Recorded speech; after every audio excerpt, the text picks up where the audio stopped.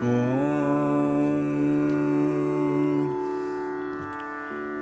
Namah Shivaya Satatam Panchakritya Vidhayane Chidananda Ghanna Svatma Paramartava Bhasine.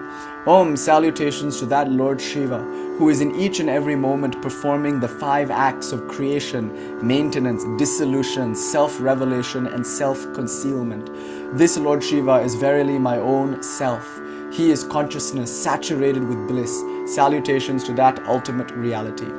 Om Kintu Durgata Karitvat Swachandya Nirmala Daso Swatma Prachadana Krida Pandita Parameshvara. Salutations to that Lord Shiva, who is always skilled at concealing his own true nature from himself, without ever once losing his freedom, purity, and power.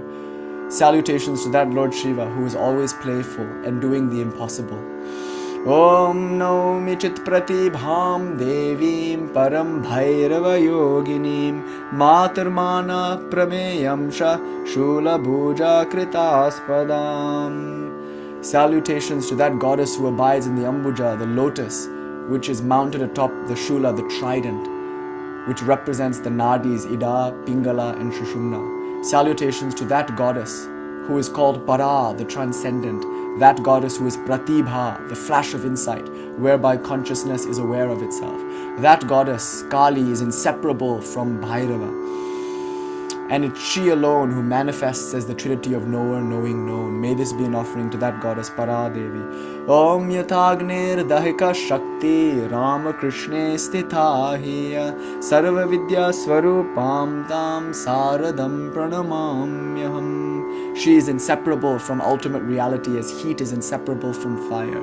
She is the embodiment of all wisdom, the incarnation of all the Mahavidyas. Salutations to that goddess Sarada Devi. May this be an offering at her lotus feet. Om Shanti Shanti Shanti Harihi Om Tat Sat. Shri Ramakrishna Namaste.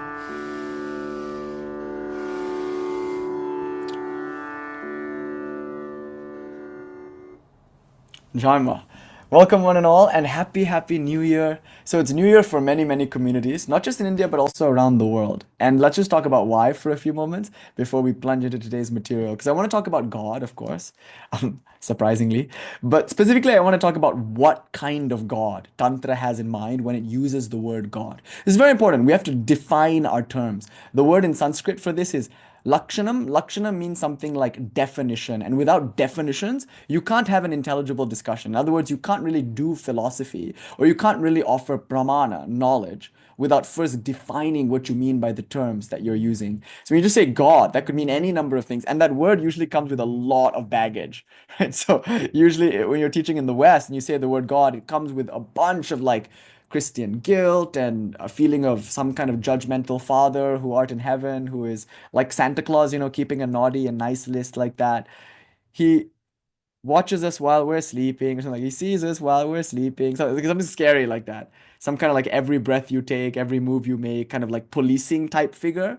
Very judgmental also and very temperamental. And if you don't accept him in a particular way, you'll be condemned to like eternal hell, which doesn't seem like a very tantamount punishment, and a permanent punishment for an impermanent, or rather an infinite and eternal punishment for a temporal and finite error. Seems a bit scary. And so a lot of people, when they approach the word God, it's with a bit of trepidation. Someone's always trying to sell you something or recruit you or get you to join their like community or something in some kind of cult-like way. So the word God comes with all of those connotations. And so often when people want to make a religious statement in this modern context, they use terms like source instead, or the divine, or something like that, just to avoid the word God, to skirt that word. And another thing is that word God is actually, I think, gender neutral. It doesn't actually mean a male deity, nor does it imply a female deity. It just means the absolute principle of reality. So when we say goddess, yes, we're saying that deity is particularly feminized. It's a feminine noun. But when we say God, we don't necessarily mean that it's a man. Oh, that's a very interesting idea. God just means the absolute, and most religions understand it to be beyond our mind-based notions of like masculine, feminine, neuter, like that. So this absolute, this ultimate nature of reality, is by most traditions considered to be unchanging, eternal, and everything is dependent on it in some way, shape, or form. So in the case of the Abrahamic traditions, like this God is the creator and maintainer of the universe. In the case of the Dharmic traditions, this God is the creator, maintainer, and destroyer of the universe, which is also an idea you find in some communities in the Abrahamic world, like all of that. But in any case, whether God created the world or not, that can be debated. But the fact that the world is dependent on God usually is a given. That God is somehow prior to the world, the intelligent mover within the world, and that the world is somehow dependent from, originated from God and dependent on God. That's a kind of common theism that we find across the board in all the different world traditions. But we have to be very clear what we mean when we say that word God with respect to each tradition in which we find ourselves and in which we're practicing. So the name that we use for God can change a lot, uh, the kind of sadhana that we do for that deity. It can change our religious orientation in that we look upon the world and we look upon other people in a different way, depending on how we choose to define that word God.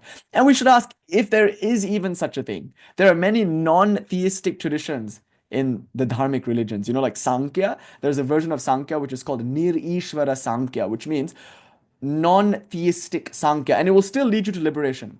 So it dispenses with God altogether. Then there's, of course, Buddhism, which is non-theistic through and through. So even in Vajrayana or Mahayana Buddhism, where they would invite some kind of worshipful attitude towards deities like Avalokiteshvara or, various emanations of Dharmakaya, Sambhogakaya, Nirmanakaya, like that. Even there's this understanding that ultimately these deities aren't real. Ultimately, they're just like clouds in the sky of consciousness, and even that consciousness dissolves, and what's left is just void. So Buddhism is largely speaking, even its more devotional, worshipful aspects, still non-theistic. What to say of Jainism? So Buddhism, Jainism, Sankhya, and to an extent, Advaita Vedanta. These are all non-theistic forms of Indian or dharmic spirituality, and they all lead to liberation. So that's an interesting point too. Do we even need the term God? Can we just like do without? And many traditions have figured out like, yeah, we can totally do without. In fact, it's better off if we leave this God word out of the picture. Like nobody can prove it. It's just a lot of debating and it's a lot of hair splitting. Let's just focus on what is immediately obviously here and what is obviously true. The self. And ask ourselves, what is that? And in the case of Buddhism, they realize it's nothing also. There's no God and there's also no self. Done. You're free.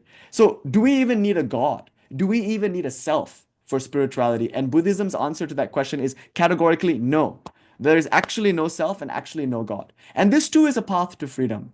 So if you're on a Buddhist path, then even though you're in a Mahayana, Vajrayana context, even though you might be doing puja, some kind of worship to some kind of yidim, which is the Tibetan word for ishta, some kind of chosen ideal, even then, ultimately you're headed towards a non-theistic end.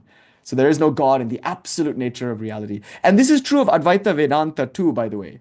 So Advaita Vedanta, that is Sri Shankara, Gaurapada, that kind of stuff, it's also non-theistic in the end. Ultimately, it's non-theistic. That is to say, it's quite inclusive of devotion. It like allows you to worship gods and goddesses and whatnot. But ultimately, at the Paramartha level, there's no god or no goddess or anything like that. There's only reality, and that reality is not a person, nor is it like a being. It's existence in and of itself. So in that sense, there's no God ultimately. So it's important to point out that there are traditions in the world that are non-theistic and yet still spiritually viable. So I think like one conclusion that theists tend to have is that if there's no God, it's no longer spiritual. But we push back on that. In India has always pushed back on that. It said, no, no, no. You don't really need God to be spiritual. There are many, many valid spiritual paths that never once take up the question of God. Now, bear in mind, they don't reject God outright either. The Buddha is, in a sense, agnostic about God. He won't say yes or he won't say no to the God question. He just thinks that it's unimportant. It's an unimportant issue in spiritual life. The more important issue is this immediate sense of self and whether or not it's real. Because all of our suffering seems to be predicated on this perceived sense of self. So the Buddha just shifts our focus away from God and towards what is immediately demonstrably true, this life. And he takes our superstitions away and our feeling of like, oh, we're waiting for grace all away. And he puts the emphasis on the individual and the individual's self-effort towards liberation. And then, Swami Vivekananda would say the Buddha turned his attention from God to the other God. And by the other God, he meant God as man, or by that I mean humans and animals and plants. So the Buddha, his devotion wasn't directed to some abstract transcendental ideal, which nobody could agree upon anyway. His devotion was directed towards people who he felt were much more worship worthy than some abstraction. So Swami Vivekananda speaks in this strain a lot. He says, why worship in temples? That's good, but it's even better to worship in the temple of the human body. That is the Taj Mahal of all temples. So Swami Vivekananda's idea of worshiping God is the worship of individuals. In one place, Swami Vivekananda himself said that Vedanta has dethroned God. It's killed God. In other words, it shifted the focus away from some transcendent sky daddy to what's immediately present, the immanent reality and the person standing in front of me, to recognize the innate divinity of that person and to respond to that person or that animal or that plant or that seemingly insentient object with reverence and with devotion. That's religion, not these hair-splitting debates as to whether or not there is God. You see. So that's a remarkable idea that even Vivekananda has this sort of Buddhistic sense. He's a theist ultimately, right? But his theism is so profound and so deep that it emphasizes the immanent, the immediate, tangible aspect of God, which is the world and which is people and which is plants and whatnot. So just so you know, the Buddha isn't without devotion. His devotion is directed to the world, to people. That's called Mahakaruna or compassion. So that's why Swamiji called this the other God, God as man, if you will. And Buddha taught an absolute reality. He just was cautious about calling it God because of all the baggage that's available with that word, all the superstition, all the priestcraft, and not least of all, the dependence, the fear that we have in this being, but also the need for this sky daddy to come and solve all of our problems. It's like waiting for grace was a very spiritually retarding thing in the Buddha's time. So to clean up spirituality of all these superstitious elements and to save us from the tyranny of the priests and of the learned and the rishis and whatnot, and to bring the attention back to the individual and the individual's self-effort and own motivation for the ultimate truth, that was the purpose of the Buddha's non-theism, if you will. Not to say he's an atheist, rather his view is somewhat agnostic, and so too with the Jains. So Jainism and Buddhism, these are viable paths to spirituality. And insofar as Advaita Vedanta has killed God or dethroned God, as per Swami Vivekananda's quote, we have to recognize that in Shankara and Gaudapada too, absolute reality is free of God. Or the idea of like a personal creator, maintainer, destroyer, like ground of reality. Like that kind of idea is rejected ultimately. And Swami Ashokananda, speaking in the vein of Advaita Vedanta, he said, what you call God in ignorance, you realize in knowledge is the self. So Vivekananda says, I worship that God which you call man by mistake. So like there are these ideas, a theism, but rooted in a kind of immanence such that it's pretty much Buddhistic. In practice, at least, it's the service of God in the immanent. So why even use that word? That's why Jainism, Buddhism, and many forms of Sanatana Dharma traditions like Nirishvara Sankhya and like Advaita Vedanta are non-theistic. That's why we have to ask whether or not we need that word. You see, so and also it's inspiring because if for whatever reason you have a hang up with that word, given all the aforementioned reasons, then it's okay. You don't need that word at all. Like there's still a viable spirituality for all of us, however we like to slice the cake. Sri Ramakrishna would say, whether you eat the cake straight on or sideways, it tastes sweet all the same. Or as Arya Stark would say, side face. You can eat the cake side face. It's okay. It'll be just as good. So ultimately, whether you call it self or Brahman, or whether you call it Kali or personal God, really we're speaking about the same thing, the absolute nature of reality. And you know what else is really interesting? Nagarjuna, in the Sanskrit text Mula Madhyamika Karika, points out that the Buddha did teach an absolute reality. There is a Paramartha Sat in Buddhism. See, otherwise Buddhism would be nihilism. And Advaita Vedanta does not teach an eternalism. So Buddhism is not nihilistic and Advaita Vedanta is not eternalistic. Both are saying the same things in two very different ways. Advaita Vedanta is affirming self, capital S, which you can only do through realizing the not self, Nitya Anitya Vichara or Atman Anatman Vichara. And Buddhism is focusing on not self. So Buddhism is focusing on neti neti, emptying the panchaskandhas of their inherent reality, emptying the world of its inherent independent existence, and then discovering what you find as a result of that great reductio ad absurdum. And what Advaita Vedanta seems to be doing is that, plus also asserting the reality that you find at the end, which is called Brahman in this tradition. Sat pure existence, Chit, pure knowledge, and Ananda, pure bliss. So Satchit Ananda, this is the ultimate nature of reality, and it's what maybe the Shentong Madhyamika Buddhist might call the clear light of the void. So in Madhyamika or Northern Buddhism, you find there is a kind of assertion, a Paramartha Sat, but it's a very light assertion, if at all it's made. And in Advaita Vedanta, there is a very strong assertion. But in both cases, they're saying essentially the same thing, that God is being in and of itself. It's a principle, not a person. So we can say these are Nirguna-oriented traditions. They're focused on the formless, impersonal reality. And most importantly, they are yogic and jnanic. That is to say, they focus on meditation and self-inquiry. The path here is the path of the self, inquiring into the true nature of the self. Nan yar, Ramana Maharshi would ask us, like, ask yourself, who are you? Who am I? Nan means myself. En per Nishant. My name is Nishant. Nan koli curry sapada maten. I don't eat chicken curry. These things, are self-inquiry. What is this naan? This, not naan as in the bread that you eat. In South India, we prefer dosas. But what is this naan? What is this I? That's the only question that I ought to ask. What am I? Not really who am I, but what am I? Nan yar. So as you ask that question, you're turning your attention away from God and towards the self. And that makes sense because the self is immediately present. It's not really debatable, actually. It's an indubitable fact. You are. And since you cannot reject that fact, since denying it itself affirms it, it only makes sense that you ask further questions about it. Okay, if I am, and I know that I am, I can't not be, because even to doubt that I am affirms that I am. So then what am I? Is the only question worth asking. And that seems more immediate for some people, actually. You see, because it's more introspective, it's here and now, and it doesn't take you into a somewhat dangerous, sentimental world of institutions, congregations, manipulations, and whatnot. It frees you from all the baggage that many people are carrying around with regard to the word God. So I think this is the beauty of India. It's got something for everybody. And I just wanted to take a moment to appreciate that. Like if you go to the buffet and you taste something and you don't like it, it's okay. There are other dishes and they will fill you just the same. If you go to a grog shop and there are many different kinds of liquor and you take a taste of the liquor that I like best and you realize it's not for you, more of a whiskey person than a wine person, okay, don't worry. In that same grog shop, there is a drink just for you and we can all be drunk together. That's the idea. So, the Sanatana Dharma traditions, they present valid and viable non-theistic paths. And they all work. Okay, so now let's turn our attention to the theistic parts.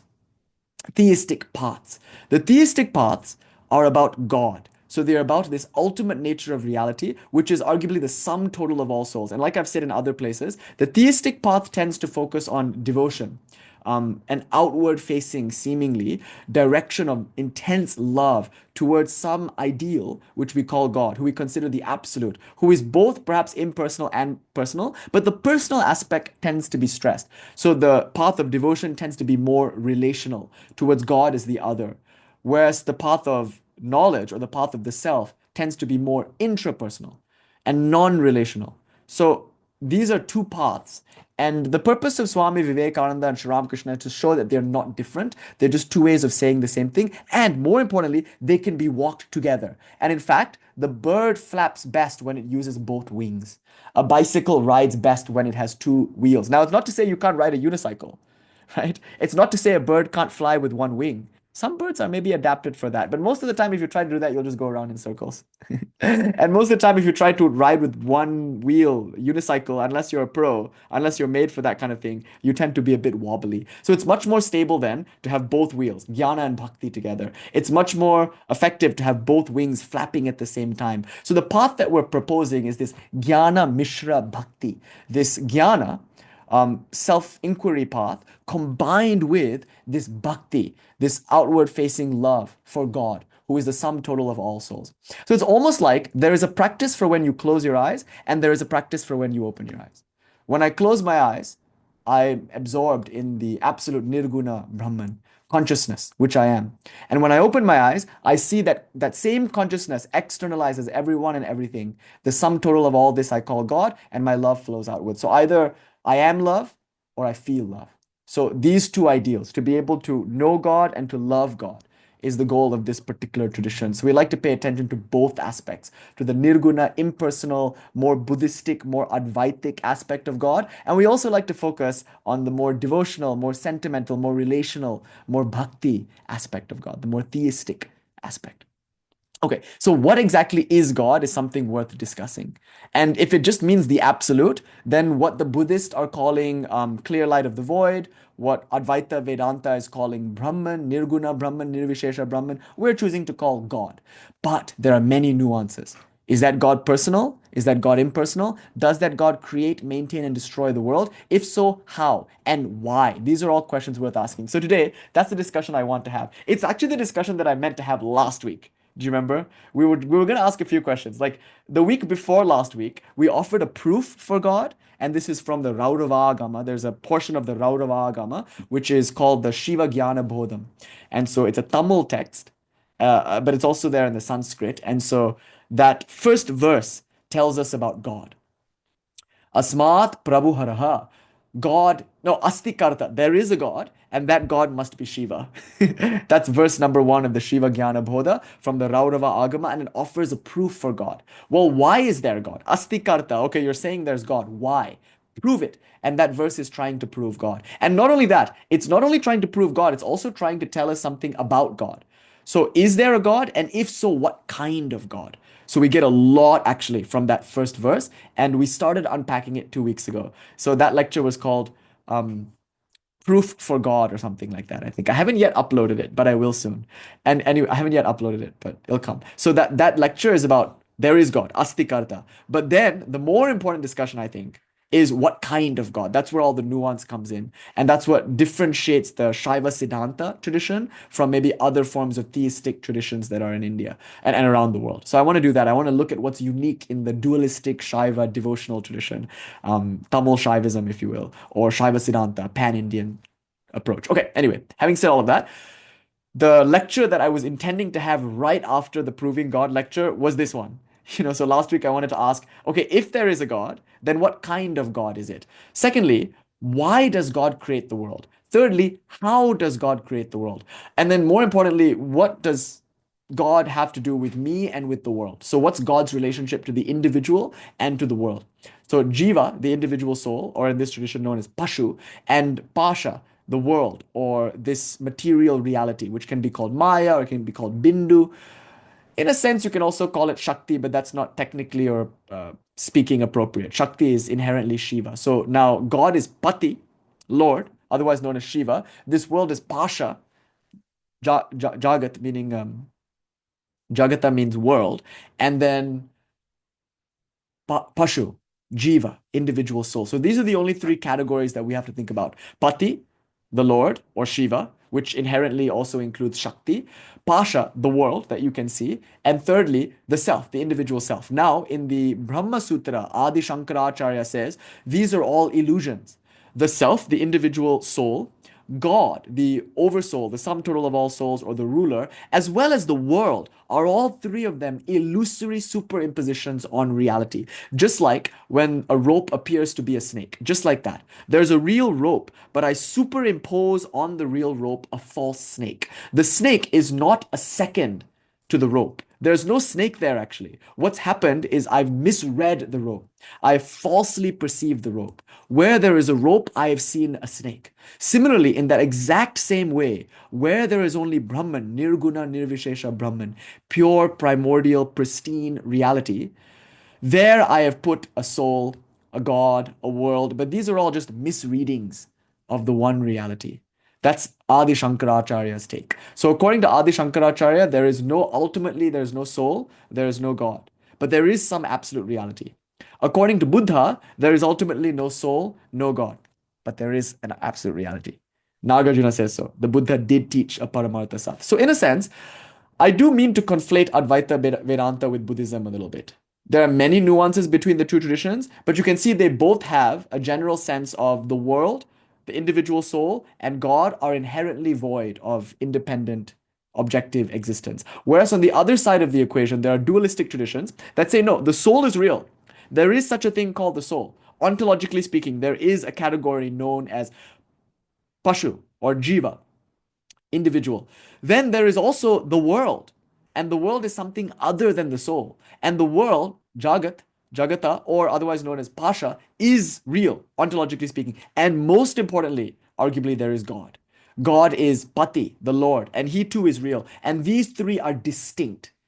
They're all real and they're all distinct. The soul is different from God in a sense, and God is different from the world in a sense. And these three are eternal categories. So they don't collapse into one another. They're not void of inherent objective existence, as in the case of Advaita Vedanta and Buddhism. They are, each and every one of them, in and of themselves, real. And that's what we're talking about in Śaiva Siddhānta or Tantrik dualism. But then there is a middle ground. And I'm going to argue that Śaiva Siddhānta is perhaps best understood in this middle ground because it's not entirely dualistic either. There might be more dualistic forms of Shaivism like Pashupata dualism maybe, but we don't really know very much about that school. Not a lot of writing is left from the Pashupata dualist, if any at all. So what we know about Śaiva Siddhānta, it might make more sense to call it a dualistic cum non-dualistic tradition. It might be more accurate to say that it's a qualified non-duality that we're talking about when we consider the school known as Śaiva Siddhānta or Tantrik quote-unquote dualism. And this must be so because Śaiva Siddhānta uses as its foundational scriptures not 10 but 28 of the Śaiva agamas. Now, as we understand, 10 of these agamas are properly speaking dualistic. That is to say, they assert the independent objective existence of God, world, and soul as three primordial categories. Whereas the other 18 the other 18 Śaiva agamas are actually qualified non-dualistic in nature. So they're somewhere in between dualism and qualified non-dualism, somewhere in between God and the self, if you will. And so these 18 are included in Śaiva Siddhānta. And so what you get is 28 primary texts. And that's what gives Śaiva Siddhānta its somewhat non-dual leaning. It's kind of qualified non-dualism flavor. So we'll talk a little bit now about Ramanuja. In Ramanuja's case, he's a Vaishnava philosopher. He also proposes a non-duality. But his non-duality, unlike Buddhism and unlike Advaita, is premised on realism. God is real, and the world is real, but as a part of God. And souls are also real, but as parts of God. So God is now one reality with distinct parts. So God is internally variegated. One part of God is the transcendent absolute known as Vishnu Narayana in this system. Another part of God is this world that you see around you. And yet other parts of God are each of us individual souls. So we are all parts of God. God is the whole, we are the parts. And the world itself is a part of God. So now you get this idea of one thing with internal variegation. Kind of like the tree is a tree. It's one thing. But in the tree, you can make out differences. Like those are the branches, and those are the leaves, and those are the flowers, and those are the fruits. Just like that, in the oneness of God, there is the world. And it's kind of different from God. And then there are souls, and they're kind of different from God, but not really. In one sense, they're all the same. Maybe you could even say qualitatively they're all the same, but quantitatively maybe they're different if you want to use that manifestation quantity language. But I think that that's not entirely fair to Ramanuja. I think there is a qualitative difference between the souls and God. There is a qualitative difference between the world and God. All three are real, but they're not really separate.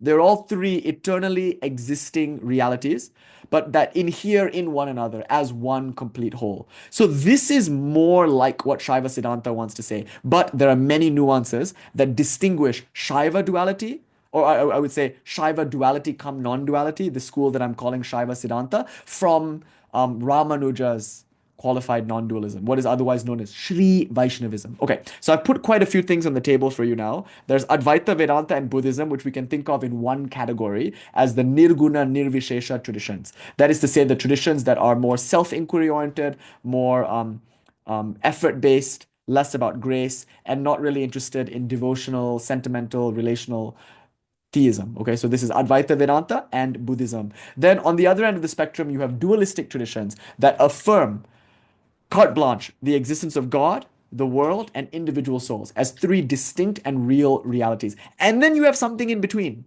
which is the argument that the world is distinct from God, the souls are distinct from one another, and both the world and the souls are distinct from God, but they're all three of them part of one continuous whole, one reality. And this is sort of what we're saying with Śaiva Siddhānta. Okay, so that's just nice to know that there are these three modes of relating to the divine, if you will. Thinking myself one with the divine, as in the case of Advaita, thinking myself to be a part and the divine to be a whole, as in the case of Vishisht Advaita or Vishesh Advaita or qualified non-dualism, or thinking myself to be separate from God, separate from the absolute reality. This is called Dvaita. So either you are different from God, a part of God, or wholly synonymous with God. These are the three attitudes. And the most important thing about Hanuman Jayanti, arguably, is to recollect that Hanuman quote. Oh, Ma Kali, Jai Ma Kali. Jai Ma Kali, Kali Kali Kali, Jai Thakur, Jai Kali, Jai Ma, Jai Ma, Jai Ma. Oh Ma. जयंती मंगला काली भद्र काली कपालिनी दुर्गा शिवा क्षमा धात्री स्वाहा स्वधा नमोस्तुते जय मां Reina Devi Jai Ma. Thank you for the darshan. To see the faces of every human being is darshan. To see Ma is darshan. To see the items offered to Ma is darshan. So that's a non-dualistic claim that God is God, but the devotee of God is equally God, and the things that the devotee offers to God is also God. All three are God. So anyway, the idea of God being a separate reality, or God being the whole and I feel myself to be a part, or God and I being equal and synonymous with one another, this was expressed in that beautiful verse attributed to Sri Hanuman. So he said, Deho buddhi das asmi. When I feel myself to be the body, then I feel God to be the master and I feel myself to be the servant. So he looked upon Rama as his guru, as his master, and he felt himself to be related to that as the servant, to do his will in the world. So, Deho Buddhi, when I feel myself to be a body, Das Asmi, then I feel myself to be your servant. You see, this is all in response to Sri Ramachandra's question, Hey Hanuman, what do you feel about me? It's almost like he's trying to DTR, define the relationship. How do you look upon me? Sri Rama asks Hanuman. And Hanuman says, Well, Deho Buddhi Das Asmi. When I feel like this body, then I feel like your servant. When I feel like the jiva, or when I feel myself to be this individual being, the purusha, if you will, then I feel myself to be the part and I feel you to be the whole. So I am the part and you are the whole. And yet, at other times, when I'm absorbed in deep meditation, in other words, when I feel myself to be consciousness without qualities, without attributes, then I know that you and I are one. So often when people hear this verse, they put it in a kind of hierarchy. Oh, okay. So when I'm most ignorant, that is when I think I'm the body, therefore I'm a dualist. You see, then when I'm slightly smarter or more spiritually evolved, then I feel myself to be the individual soul. Then I feel you to be the whole and I feel myself to be a part. Okay, better, but not best. Best is realizing that I am consciousness and then we are one. So you can think of this in a kind of hierarchical way, but importantly, Ramakrishna never did. He would offer this verse and he would speak of each of these three modes as being equally valid and equally interesting. So maybe in the morning you are God's servant, in the afternoon you are one with God when you're in deep meditation, and in your evening time you feel like a part and you feel like God is the whole. These are just three different ways of relating to the same thing, and they're all equally valid and equally true. So this is Sri Ramakrishna's pluralism. Sri Shankara and Ramanuja both have hierarchies. So in Ramanuja's case, devotion is at the top and knowledge is at the bottom. Actually, action, then knowledge, then devotion. So action, meditation, knowledge, devotion. But then with Shankara, action, meditation, devotion, those are at the bottom, and knowledge is at the top. So in Shankara, the ultimate reality is impersonal and without attributes only, and you work your way up to that. Whereas in Ramanuja, the absolute reality is personal with qualities only, and you work your way up to that. And then some traditions are saying it's both, but it's more one than it is the other. Like in the case of Chaitanya's devotional Vaishnavism, there he says, God is impersonal, but as like a minor glory. Tanubha, like a minor external peripheral brilliance. But ultimately, God is with form, and that form is Sri Krishna along with his consort Radha. So in any case, there are these inclusivist traditions that make a sort of hierarchy. So when you look at the Hanuman quote, you can say like, yeah, these are all true, but one is more true than the others. Advaita is more true, or Dvaita is more true. But Sri Ramakrishna always like presented these as being equally true, as as suits each person's temperament. So you have to remember, in our study of all the Shaiva traditions, we're taking that approach. So I'm going to make some arguments from the dualistic point of view because I love duality, but just as much as I love non-duality, just as much as I love qualified non-duality, that's like the flavor of the Ramakrishna tradition. Like I say, when we go to Baskin Robbins, we like all the 31 flavors because we just love ice cream. That's the idea. Or we go into the record store, we just want to listen to all the music because we just love music. My friend Jane was saying that today in the car. Like Vijaya was asking her, like, what kind of music do you like? And she says, I like most, in fact, all music. She just likes music. And so very much like that, the person in the lineage of Sri Ramakrishna, they might have their own proclivity. They might have a predisposition that inclines them towards one attitude versus another. But generally, they're training to have the flexibility of enjoying God in all these ways, to eat the cake from every possible angle, if you will. Yes. Yeah, Fabricio. Have your cake and eat it too. That's the idea. Somebody once joked, why would I want a cake if I can't eat it? I don't really understand that proverb. Like, I want my cake and I want to eat it too. Duh, isn't that what a cake is for? I don't know. Maybe I'm misunderstanding cake. Maybe it's enough to just have the cake. Maybe we don't need to eat the cake. I don't know. I just always thought cakes were for eating. So, duh, I thought it was implied to have the cake is to eat the cake. But no, apparently it's not. And so I want my cake and I want to eat it too. So also another thing, even if you want to hierarchicalize all this stuff, in the text Ishvara Siddhi by Utpala Deva, one of the greatest non-dual masters of Shaivism of all time, he says like even if you want to make a hierarchy, then actually duality is the best. Because if you say duality is ignorance, then you can liken it to a dark room. And if you say God is the light of consciousness, then in a certain sense, the light shines brightest in the dark. Isn't that a beautiful idea? Like if you take a lamp, a torchlight, out into the sunlight, true, the sun is bright and the torch is bright. There is no diminishing of the brilliance of the light. That's what Advaita feels like sometimes. Light, light, light. You see, there's just truth, there's just reality, and that's good. But arguably, what's better from this point of view is to realize that truth in the darkness of dualistic ignorance. Because then you get something more. You get something like relational and devotional and loving. You get some kind of ecstasy. So it's not just bliss, it's a blissfulness. It's not just fullness, it's feeling full. So Sri Ramakrishna would sometimes say there's a difference between knowing God and knowing God intimately. There's a difference between knowing milk and drinking milk and enjoying milk and being nourished by milk. And so you would compare the state of the Jnani, who knows reality, to the state of the Vijnani, who knows reality and so much more, who is both able to be in the Nirguna aspect and also enjoy the Saguna aspect. That is to say, that person is able to like plunge into devotion as much as she is able to dissolve into formless reality. You see, so that person is called the Vijnani, and they have a slightly larger slice of cake, if you will. And Utpala Deva in the Ishvara Siddhi book, he makes the exact same claim that even if you want to say Advaita is light and truth, then it can be compared to the full blaze of daylight. And if you want to say Dvaita, duality is ignorance, then it can be compared to a dark room. In which one of these rooms does the light of Shiva shine brighter? Arguably in the second kind of room. It's in darkness that Shiva is brightest, arguably. By brightest here is meant most enjoyable, most brilliant, most beautiful. So some people say those with a poetic and sentimental nature might prefer bhakti. Those with a more scientific and rational nature might prefer jnana. But we say, why not have the brain of the Buddha and the heart of a Ramanuja? Something like that.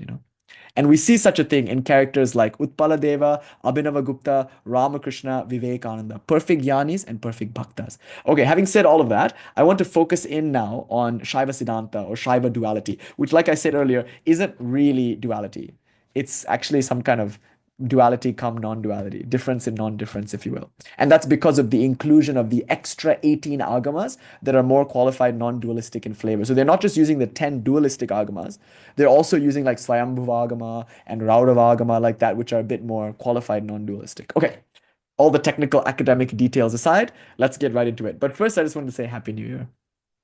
So it's the first day. See, it's so important that we charge each moment with meaning.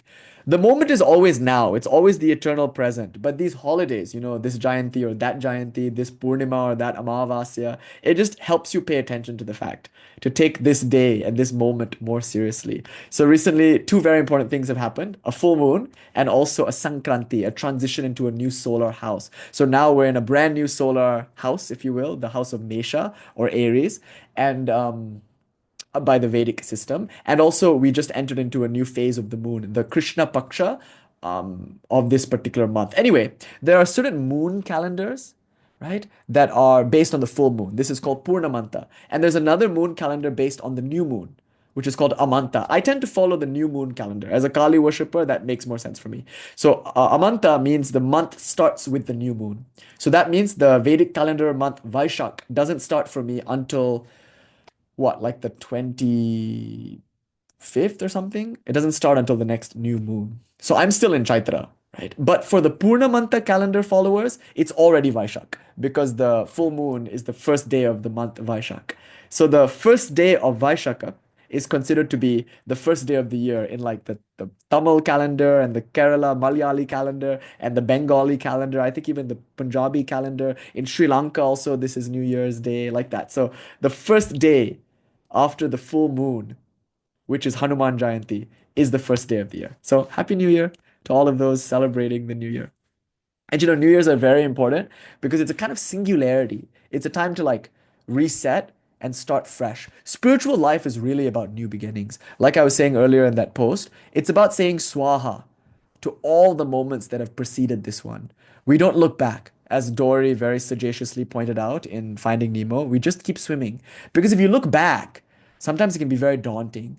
We reminisce on all the things that we've done wrong and we feel all this regret and we feel this tremendous heaviness. In fact, that's all karma is, right? It's all just a load of samskaras. And what Diksha is supposed to do for you psychologically is it's supposed to create this feeling, at least a feeling, if not metaphysically true, that's beside the point, but just the feeling that God has devoured all of those karmas. In other words, everything up to this moment is no longer important. You have been absolved of all your errors, if you will. That's why the baptism and the idea of being born again is all very important because it lightens you up from the load of yesterday. So give that up. Renounce yesterday and also renounce tomorrow. And that's why these moments are very important. Because in this new moon, in this new day, this new Sankranti, this new solar house on this new year, we say, okay, reset. Today is the first day of the rest of my life. This is a singularity. This is a new beginning. And then we get that kind of lightness again, which is wonderful and childlike and beautiful. So we can start spiritual life new. In fact, we've already integrated to some extent all the lessons we've needed to learn. On a deep cellular level, those lessons are there with us. So from the level of the mind, we can drop it and just focus on now and focus on moving forward. So like whatever your sadhana has been these past few weeks, these past few years, these past few lifetimes, who cares? Swaha. Let today be the beginning. See, let today be the first day of the rest of our life. And it's nice to start with the basics, with the foundations. And that's why these philosophies are very important to me. Studying Śaiva Siddhānta, studying the proof for God, reviewing exactly what we mean by the word God. These are all very foundational ideas that I think many of us take for granted. We just take for granted that God exists if we have a kind of theistic predisposition. But does she? And if she does, it'd be important for the intellect to have some kind of conviction about it. So this is like in the Christian world called faith-seeking understanding. I have a feeling that God exists, but now my intellect wants to be convinced also so that my faith is placed on more unshakable grounds. The intellect and the heart must both be engaged in spiritual life. Often you find one is used at the expense of the other. There are some traditions that are very intellectual and they don't like the sentimentality of devotion and it becomes very dry and unsustainable. And it's basically just worldliness with some kind of conceptual idea of religion or spirituality. So it's not very nourishing and spiritually viable to just use the head at the expense of the heart. And on the contrary, when you follow the heart without the head, you get things like fanaticism, evangelical Christianity, things like terrorism, because there you're not thinking about what you're told. You do what your institution tells you, and you just feel this sentimentality, which is not rooted in any kind of intellectual reason or anything like that. That's also very dangerous. So when we use the heart without the head, we get fanatical bigots. And when we use the head without the heart, we get dry, grumpy Reddit posters. Both are the two ends of the spectrum, but what we want is the employment of the whole individual, the active faculty, the cognitive faculty, the affective faculty, the conative faculty, all the things that make you you, all of that must be engaged in the process of spirituality. So we're saying, let's not take things for granted. Let's not take God's existence for granted. And let's actually ask, what does it mean to use the word God? What exactly do we mean by that?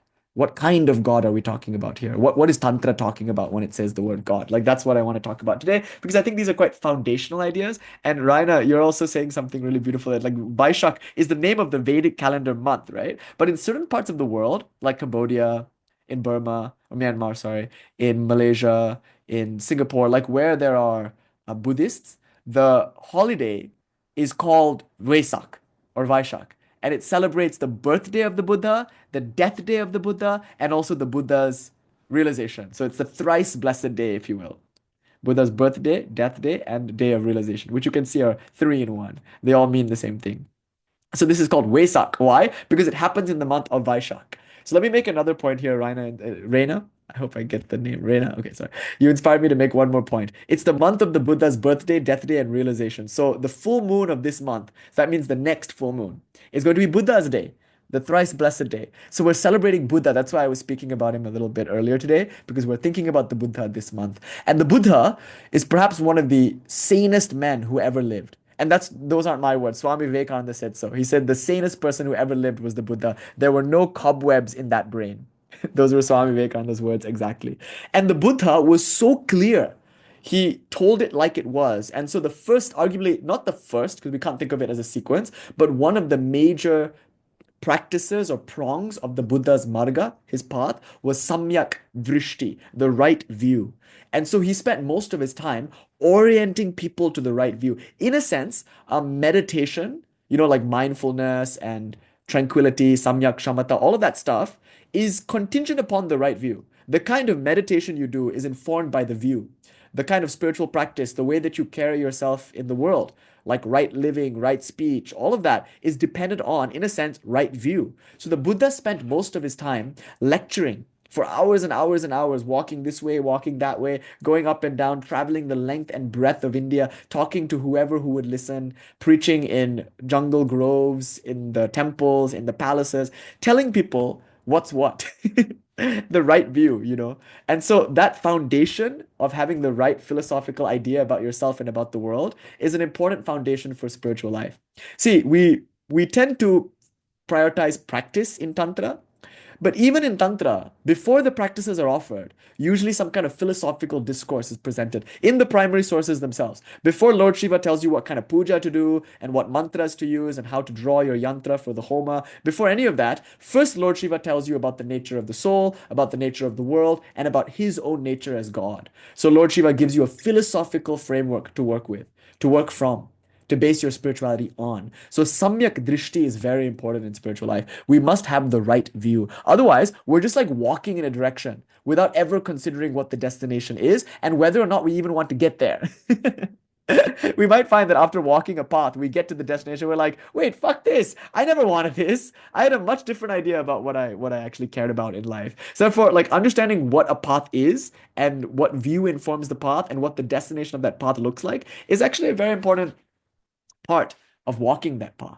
They're all important aspects of spiritual life. So the Buddha, this is the month where we celebrate it, but you know what else? It's also Shankara's birthday. On May 1st, the Panchami, it's Shankara's birthday. And Shankara, just like the Buddha, spent his whole life walking up and down the length and breadth of India, talking to whoever would listen to him in jungle groves, in palaces, in temples, telling them what's what. And he too was giving samyak drishti, right view. And then the spiritual practices that one engaged in were all nourished and informed by that right view. Because after the Buddha gave the view, arguably, we got it wrong. Buddhism and what the Buddha said are sometimes different things. I would argue they're almost always different things. What the Christ said and what the Christ meant and what people do are all very different things. So Buddhist and Buddha are two different things. Christ and Christians are two very different things. Shankara and Shankarites are two very different things. And so what Shankarites think Shankara said might not at all be what Shankara said. I mean, we at least have his work. Unlike the Buddha, we don't really know what the Buddha said. We only know what we think he said 300 years after the fact. We also don't really know what the Christ actually said. We only have what John thinks he said 150 years after the fact, So the point is, Shankara is helpful because at least his work exists. But then again, it's also confusing because many works exist that are anachronistically attributed to this 9th century master Adi Shankaracharya. Yeah, Karl Marx might say I'm not a Marxist, exactly. Or Buddha might say I'm not a Buddhist. Or Christ might come and be like, "What? That's what you thought I was saying? Hate the gays? That's what you thought? This was all like, what?" You know. Anyway, so you see, the Buddha, he gave the right view, and then we got it wrong, and then Shankara comes and arguably he gives the right view. And now we're debating as to which view is correct. Hare, they both came and spoke to the audience that was before them at the time. Both were giving the view according to the needs of that particular time. And so this is the idea of the avatara in a sense. Rama does something and then Krishna updates it. And then Buddha updates it. And then the Christ updates it. And then someone like Shankara updates it like that. So Chaitanya updates it like that. So each of them are giving a view. You know who else was born this month? Ramanuja! So it's Ramanuja's birthday. And what's really exciting is that they're back to back. So Shankara was born on the Panchami, the fifth day after the new moon in this month. And Ramanuja was born on Shashti, the sixth day of the new moon of this month. So they're rival philosophers. They both have pretty much exactly opposite views on almost every issue in metaphysics, in epistemology, in axiology. Like there couldn't be more two different philosophers, I think, in India than Shankara and Ramanuja. But both their birthdays are back to back, which I also think is kind of important. On Panchami, you celebrate the mind and the intellect and inquiry and that kind of spirituality. And then on Shashti, the sixth day, you celebrate the heart and devotion and sentimentalism, and then you get something quite complete. So this is a nice month for philosophers. Shankara, Buddha, Ramanuja, like that. It's a philosopher's month. And what do philosophers do? They give us practices by which we can realize their own attainment, but they speak from their attainment and give us a glimpse of reality. So in India, philosophy is not just conceptualization, it's a viable spiritual path to realization. The word for philosophy is Darśana. Until you realize this, integrate it, live from it, you haven't really done it. Philosophy is not about what we say or what we think, it's how we live and who we are. So, having said that, these are religious teachers, they're spiritual masters, but they were also philosophers. That means they articulated their religious revelation in the language of reason and logic. That's what's exciting and important about the work that we're doing together because we do have a firm philosophical foundation. And based on that, we can plunge forward into our spiritual practices. Okay, so let's start talking philosophy. Now, the Shaiva world is really interesting because Abhinavagupta and his gurus, Guru Utpaladeva, or his disciple Kshema Raja, or Jayarata, or somebody like Yoga Raja, these are all great spiritual geniuses, genii, meaning they're people of realization, but they're also gifted philosophers. Very rarely do these two things come together. Sometimes you have great philosophers, they're very intellectually gifted, but they have no experience. They have no sadhana, they have no spiritual practice, and therefore they have no direct realization. So they can speak and teach and do a really wonderful job of that. They're pundits, but they're not necessarily knowers of God. On the other end of the spectrum, you have knowers of God who are not necessarily pundits, who are not even interested in being pundits. Yesterday we did a little bit of like a light informal homa in the woods, and then there was a stick, and we're using that stick to kind of move the logs around. And then my friend who was very deep in the Ramana Maharshi world, who's very absorbed in kind of the Nirguna aspect, so he borrowed the stick and he was using the stick to push things around. It was getting kind of late and time to turn in. So then he threw the stick into the fire, the final stick, if you will. And then I rescued that final stick, and I said, I like it. I think I'll keep it. And then he said, no, but it's the final thought. Meaning, Ramanuja would often use, Ramana Maharshi would often use this metaphor. He would say, who am I is like the stick that you use to burn all the other pieces of wood. And then even that stick must be consigned to the fire in the end. So even the question, who am I, must dissolve. Even that inquiry must go away, and then you abide in silence. But then I was thinking about the next Homa, and I was thinking about using that stick for the next Homa, the next day. And I said to him, but if this stick is thrown into the fire, then who will pass it down? So this is Sri Ramakrishna's metaphor of the three people. So they go to, the three people are walking, okay, and there's like this wall. And on the other side of the wall, there's a great hullabaloo. Can I use that word? Is that even a word? Hullabaloo. There's like a great joy and something is going on. But they're all curious as to what's going on behind the wall. So what they do is they like kind of make like a human ladder, like a pole vault. So like one person steps on this person's shoulder, and the other person is hoisted up like that, right? So they make this kind of human ladder, not human centipede, human ladder. And then Um, those of you who got that reference, I'm sorry. And then the person jumps over the fence. Oh no, the first person looks over and goes, ha, ha, ha, ha, and then he jumps over and he's never heard of again. In other words, he's merged into the absolute. He discovers the source of all joy and he's gone. Then the second person, he looks over and he turns back and he says, my friend, it's a mart of joy. Come, come, come. And he too jumps over and is never heard of again. So some people are interested in their personal liberation, so they're interested in giving up the final stick and then they merge into Brahman. The third person, though, is very interesting. And this is what an avatara and his apostles are like. So the avatara is someone who maybe is from that mart of joy. So he looks over and he sees, oh my God, he wants to jump over and plunge into all the joy. But then he pauses. Yeah, something like a bodhisattva. He pauses and he thinks, wait, if I jump over the fence, then other people won't know this party is happening.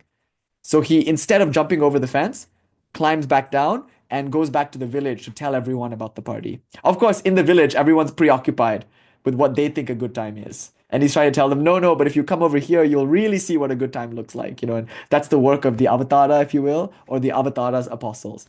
He's that third kind of person. She's that third kind of person. So, yeah, anyway. That's why these people are so important. Because not only are they mystics, there are many mystics who have come and gone. And you know what? The entire world is benefited by their coming and their going. So in the Himalayas, there's a constant stream of benediction flowing from nameless yogis who are sitting in caves attaining samadhi. The world will never hear of them, but because of their distilled experiences, we are now benefiting. We won't know who to thank even. They're there meditating and holding the vibration. They're frequency holders, if you will. And the world will never know their name. But they're mystics. They're people who are absorbed in God. But that's good. That's very important. But there's another kind of person who is both a mystic and also a philosopher. And Holy Mother Sarada Devi said it's like ivory covered in gold. Ivory is already really valuable. Like a mystic, a spiritual master is already really valuable. They're like the ivory. But imagine ivory gilded in gold. How much more valuable must it be? That's what these great philosopher saints are like. So Abhinavagupta, Kshema Raja, Jayarata, and of course Utpaladeva, Somananda, Maikanda, and all the Siddhars, and all these beings, they are not just spiritually illumined souls, they're also great philosophers. That's why we're studying their philosophies. Okay, so this is really nothing more than homage to them, Rishi, Yagya, if you will, honoring the transmission by studying it, by contemplating it, by trying to live according to it. So thank God for these great philosopher mystics. Now let's study them. We've got Shankara, we've got Ramanuja, we've got Abhinava, all these things. Let's study the Śaiva dualistic system for a moment. One more thing before I do that, I want to point you to something else. Now, in our community, I think this is unique and important in our community, in our lineage especially. We're very practice oriented. So sadhana is everything for us. There are spiritual traditions that are maybe more prayer and faith based, like it's not about sadhana. In fact, sadhana can be like an affront to spiritual life because sadhana implies self-effort and self-effort implies a lack of faith maybe. And there are other traditions that are very, very, very sadhana oriented. And of course, we're trying to be somewhere in between, like accepting the role of grace, accepting God's will and surrendering to that is one thing. But we emphasize that what we can do, we ought to do. So Sri Ramakrishna would often give the metaphor of the grace is the wind and the wind is always blowing. But you have to unfurl the sails if you want to make any progress. So you can't wait for God's grace. It's already there. The question is whether or not you're going to unfurl the sail. That is to say, are you going to make yourself susceptible to the grace that is ever present? What does unfurling the sail looks like? What does it look like? It looks like dogged, unabating, unceasing spiritual practice. And what does that spiritual practice look like? It looks like a few things. Keeping the mind fixed on God doesn't have to be one thing. It can look like puja. It can look like prayer or bhajan or kirtana. It can look like japa, repeating the name of the divine, which is one of our principal sadhanas in this particular tradition. It looks like meditation, carving out times, specific times in your day to sit down and keep your mind in God. Now, here's the thing. The mind doesn't want to stay in one place. It wants to run away. Watch your body. You'll notice the body is not used to sitting in one place for a period of time. If you try to get the body to sit in one place, it will very much want to run somewhere else. And when the body runs somewhere else, watch what happens to the mind. Actually, the reason the body is running is because the mind is running. And so the mind is running because there is no yoga, there is no meditation. So the main thing, Goleshwari, yes, a monkey stung by a scorpion who's had too much wine to drink. Right? That's the idea. The mind is like that. And that's why it has inexhaustible desires and inexhaustible worries. And the whole thing is quite agitating and exhausting. So spiritual life is an answer to that question. Atha yoganushasanam. And now an exposition on yoga. Essentially, all that you have to do is fix your mind on God and give up all other things. And that's why it's important to ask what God is and what your own conception of God is. Because whatever your conception of God is, keep your mind in that. If it's the Nirguna Nirvishesha Brahman, the absolute of Shankara or Buddhism, keep your mind in that. Don't let your mind stray from that. If it's the Ramanuja-esque ideal of the Saguna or personal God with attributes and with a form, maybe it's Krishna, maybe it's Kali, maybe it's Jesus, whatever, keep your mind in that. Don't let your mind stray. And if you're like a hybrid type that can keep your mind in both, know that they're both one thing and keep your mind in that. So when Arjuna, Sri Arjuna in the Bhagavad Gita asks Sri Krishna what to do about his mind, he's like saying like, oh, it'd be easier to control the four winds than to control my own mind. What do I do? The response from Sri Krishna is verse 12 of book 1 of Patanjala Yoga Shastra. In the Patanjali's Yoga Sutra, it says, Abhyasam Vairaghyabhyam Tannirodha.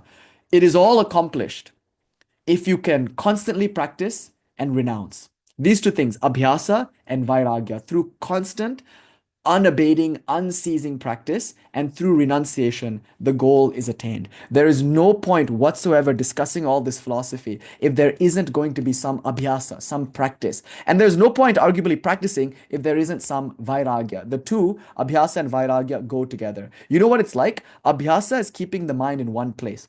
Vairagya is preventing it from going some other place. How do you attain vairagya? First of all, by living your life, by doing all the things you think is valuable to do, and then realizing that ain't it, sis. As people constantly tell me on TikTok, that ain't it, sis. Like that. You just live your life and you allow yourself to enjoy all the things you think you want. And then sooner or later, from life after life, you accumulate experiences. And then you just get this sense that money will never fulfill you, that pleasure, worldly pleasure will never fulfill you, that like only the cake of God will do.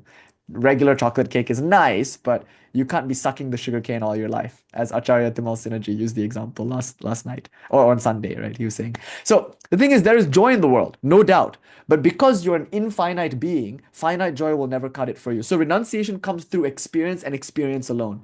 But one other thing is required: reflection and contemplation. So experience and then education through experience. In other words, contemplating and reflecting upon your experience. Did I really get out of that what I wanted to?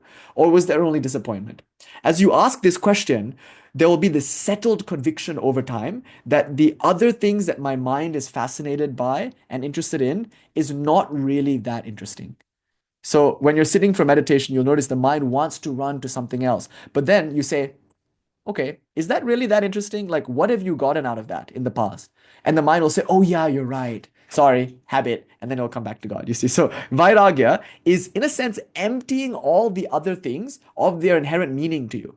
It's a kind of neti, like that ain't it, sis. That's the process of vairagya. And abhyasa is the process of iti. And what is? God. But whatever you want to call it, the absolute, truth, whatever, science, whatever, it doesn't matter. But keep your mind on the absolute and don't let it stray. That's called yoga. Atta yoga anushasanam. Here is an exposition on yoga. Yoga's chitta vritti nirodha. Keeping the mind fixed and ultimately dissolving the mind altogether. That is yoga. In any case, the reason why we're having this conversation today and over the course of the next few weeks, insofar as we're going to define God and argue about what God is like, it's just to help you keep your mind fixed on God. That's it. So what we're doing together now, it's been about an hour. We've been just sitting here in one place, trying to keep the mind fixed on God. This is practice. This is called abhyasa. And in this time together, we're keeping the mind fixed on God and not allowing it to stray to other things.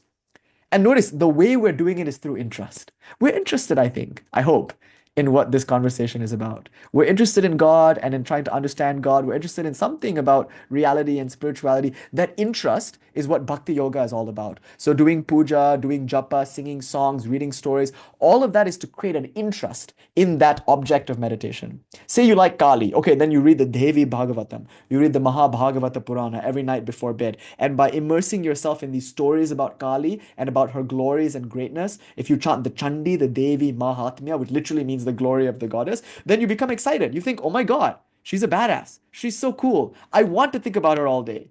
You see, like that. And if you chant her name, repeating her name over and over and over, you start to get a taste for it. When you do puja, you sort of condition your mind to find this image, this idea beautiful. And then the mind will stay there through interest. See, that's called bhakti. Bhakti is developing a deep, loving connection to that Ishta. And then through that, you get yoga. Yoga means keeping your mind there. So Sri Krishna tells Arjuna, Patanjali tells us that the way forward is through abhyasa. And I could not stress that more. In fact, I'm more interested in abhyasa than vairagya. Vairagya is very important. Make no mistake. But it's not something you can teach or force. In fact, if you try to force vairagya, it becomes very counterproductive. It's just repression. You can't really teach vairagya. You can't tell someone to be hungry. They have to, of their own volition, become hungry. But you can teach abhyasa. And that's what the acharyas have done. They've taught puja. They taught the science of japa. They taught the science of meditation, like you saw in the Patanjali Yoga Shastra. Don't reinvent the wheel. That's what we say. If you want to insult somebody in Buddhism, you know what you say? Shanti Bodha Dharma has invented this idea from his own genius. Standing on his own brilliance, he has composed this text. The moment you say that, that text is no longer considered authoritative because it's ungrounded. The moment you call it your name method, it is no longer worth studying because it's idiosyncratic. It works for you. It's the your name method. So it's for you. Whereas these traditions are not idiosyncratic by virtue of being established on the distilled experiences of hundreds of thousands of rishis over the course of thousands of years. So there's a science to this, there's an art to this.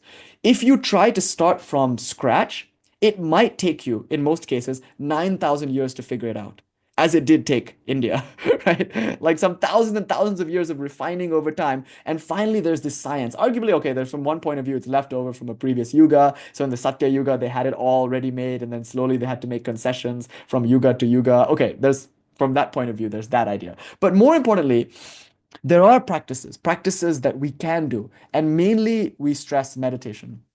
And meditation twice a day, if not 3 times a day. At regular times, one should sit down. And in that time, one should keep the mind fixed on God, according to one's own predisposition. If you're a Buddhist, practice shamatha style meditation or something like that. If you're an Advaita Vedantin, sit down and do Atma Vichara, inquire into the self, meditate. Shravana, Manana, Nididhyasana, like that. If you're a Bhakti practitioner, do some puja and sit down and for an hour or two just chant Mother's name or whoever you love, Christ's name or something. But you have to do that practice. Many of us are finding ways not to do that practice. We have all sorts of excuses. We like to think that other things are practice, like, oh, I'm eating. Eating is practice. It can be. Yes, there's totally eating meditation, but that's in the context of a life of meditation, like those people who are doing walking meditations and who are doing eating meditations are also sitting on their ass for hours every day. Do you know what I mean? But we're like, oh, there's a book about eating meditation. There's a book about walking meditation. Okay, I will just walk and eat all day and I will say I practiced. That's good, Baba. It's good. If that's what you want, it's good. But in our community, there's a warning. This will all be frothy talk without practice. Practice, practice, practice. Practice is the most important thing. And Swami Brahmananda, who is our Parampara Guru, his main emphasis was on practice. Long, hard, unending practice. So I like to bring all this up on New Year's Day because it's the day of resolution. So I usually take this tone on Gregorian calendar New Year, and I like to take it also on this New Year, which is like, let's reinvest in practice. Let's commit to spiritual practice. Let's not just talk about the path, let's walk it. Let's plan our days, in a sense, around our spiritual practice and stay with it. The perseverance is very important because there will be these dry spells. There'll be long periods of time when you're not getting any joy from meditation. In the beginning, it's all very intoxicating. It's like the honeymoon phase. But then after about 3 years of it, 5 years of it, you're like, now I want to be something else. I want to do a different kind of practice. I want a new mantra. Like you get bored of the practice that you're doing. Stay with it. Stick it out. Persevere. And huge dividends will be paid. Right. Yeah, Tamil New Year, dosa was mentioned today. We said some stuff in Tamil. It's Tamil New Year, of course, so it's a good day to be South Indian. No, but Punjabis, Bengalis, Malayalis, there are many people all over India celebrating this day as a New Year. But because it's a New Year, I just want to say, like, let's reinvest in practice and let's inspire one another. Remember, God cannot be attained through practice. Let me just put that out there. I just want to just be clear about that. You can never practice your way to God realization. That's not what practice is for. Is God a fish market that we can buy her with a certain number of repetitions of the mantra? Surely not. Like practice is overrated if you're talking about realizing God through. You can never realize God through practice. Practice is to exhaust the ego in one sense. Or in another sense, practice is performance art. Practice is what you do to please God for no other reason than because it's beautiful and meaningful and fun. So thinking of practice in that way is quite helpful. Then it doesn't have its greediness. There's a kind of spiritual hunger that can come if you think practice will lead you to God. It won't. It's like unfurling the sails. It's the wind that moves the boat, not the unfurling of the sails. But in a sense, if you want to speak in this way, unfurling the sail is what allows that wind to be felt. So God is always present. The whole purpose is to make it more manifest. And don't be resting on our laurels either, because there's this idea of like, oh, I've done it all. If that's really your attitude, good. But if you come into this community, there's always this sense of, can we go further with it? Can we employ the body, mind, and breath a little more meaningfully in the act of sadhana? So sadhana, our community is very sadhana oriented, and everyone's going to have a different sadhana. And our job here is not to police what kind of sadhana you do, but only we want to say, do sadhana, whatever that sadhana looks like for you. And yeah, if it's walking, eating, meditation, sure, whatever, but like, do it. Right? That's the idea.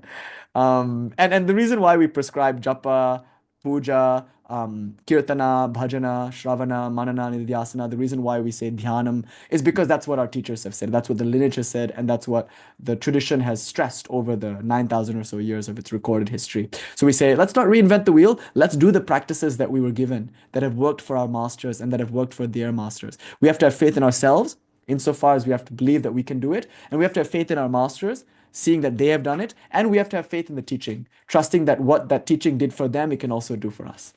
So sadhana. Having said that, I want to say one of my favorite things, and I always like to reinvest in this, is this check-in. It's a really good, helpful thing. I've fallen off of the check-in, but my resolution is to try to get back into it. Viranatha will call me out. He'll be like, "You haven't checked in for a while, Baba," like that. But this is good. It's a good place to like. Again, I like the atmosphere of the check-in because it's not competitive or performative. It really does feel, at least now, like a loving, compassionate space where people are kind of like checking in on one another and reminding one another that we're in this together. So it's not about counting hours for the sake of like flexing. It's again, like this is all just performance art. It's important though to do it together in a sense because that's how Buddhism works. Sangha above all. Sangha is how the Dharma and how the Buddha can truly be appreciated. So we take refuge in the Sangha. And what it means to take refuge in the Sangha is to practice together, you know. So yeah, and I like to preface all of this, especially because it's New Year, but I like to preface all philosophical discussions with an emphasis on practice. That's what makes this lineage different, I think. The Ramakrishna Vivekananda lineage is very dynamic in that it really stresses practice, especially the Brahmananda kind of tradition. And yeah, we were joking about this yesterday. The real sadhana is the friends that we make along the way. That's exactly right. That's what Sangha is for. So, having said all of that, let's talk a little bit about spiritual practice. Mm, mm. Yeah, do that.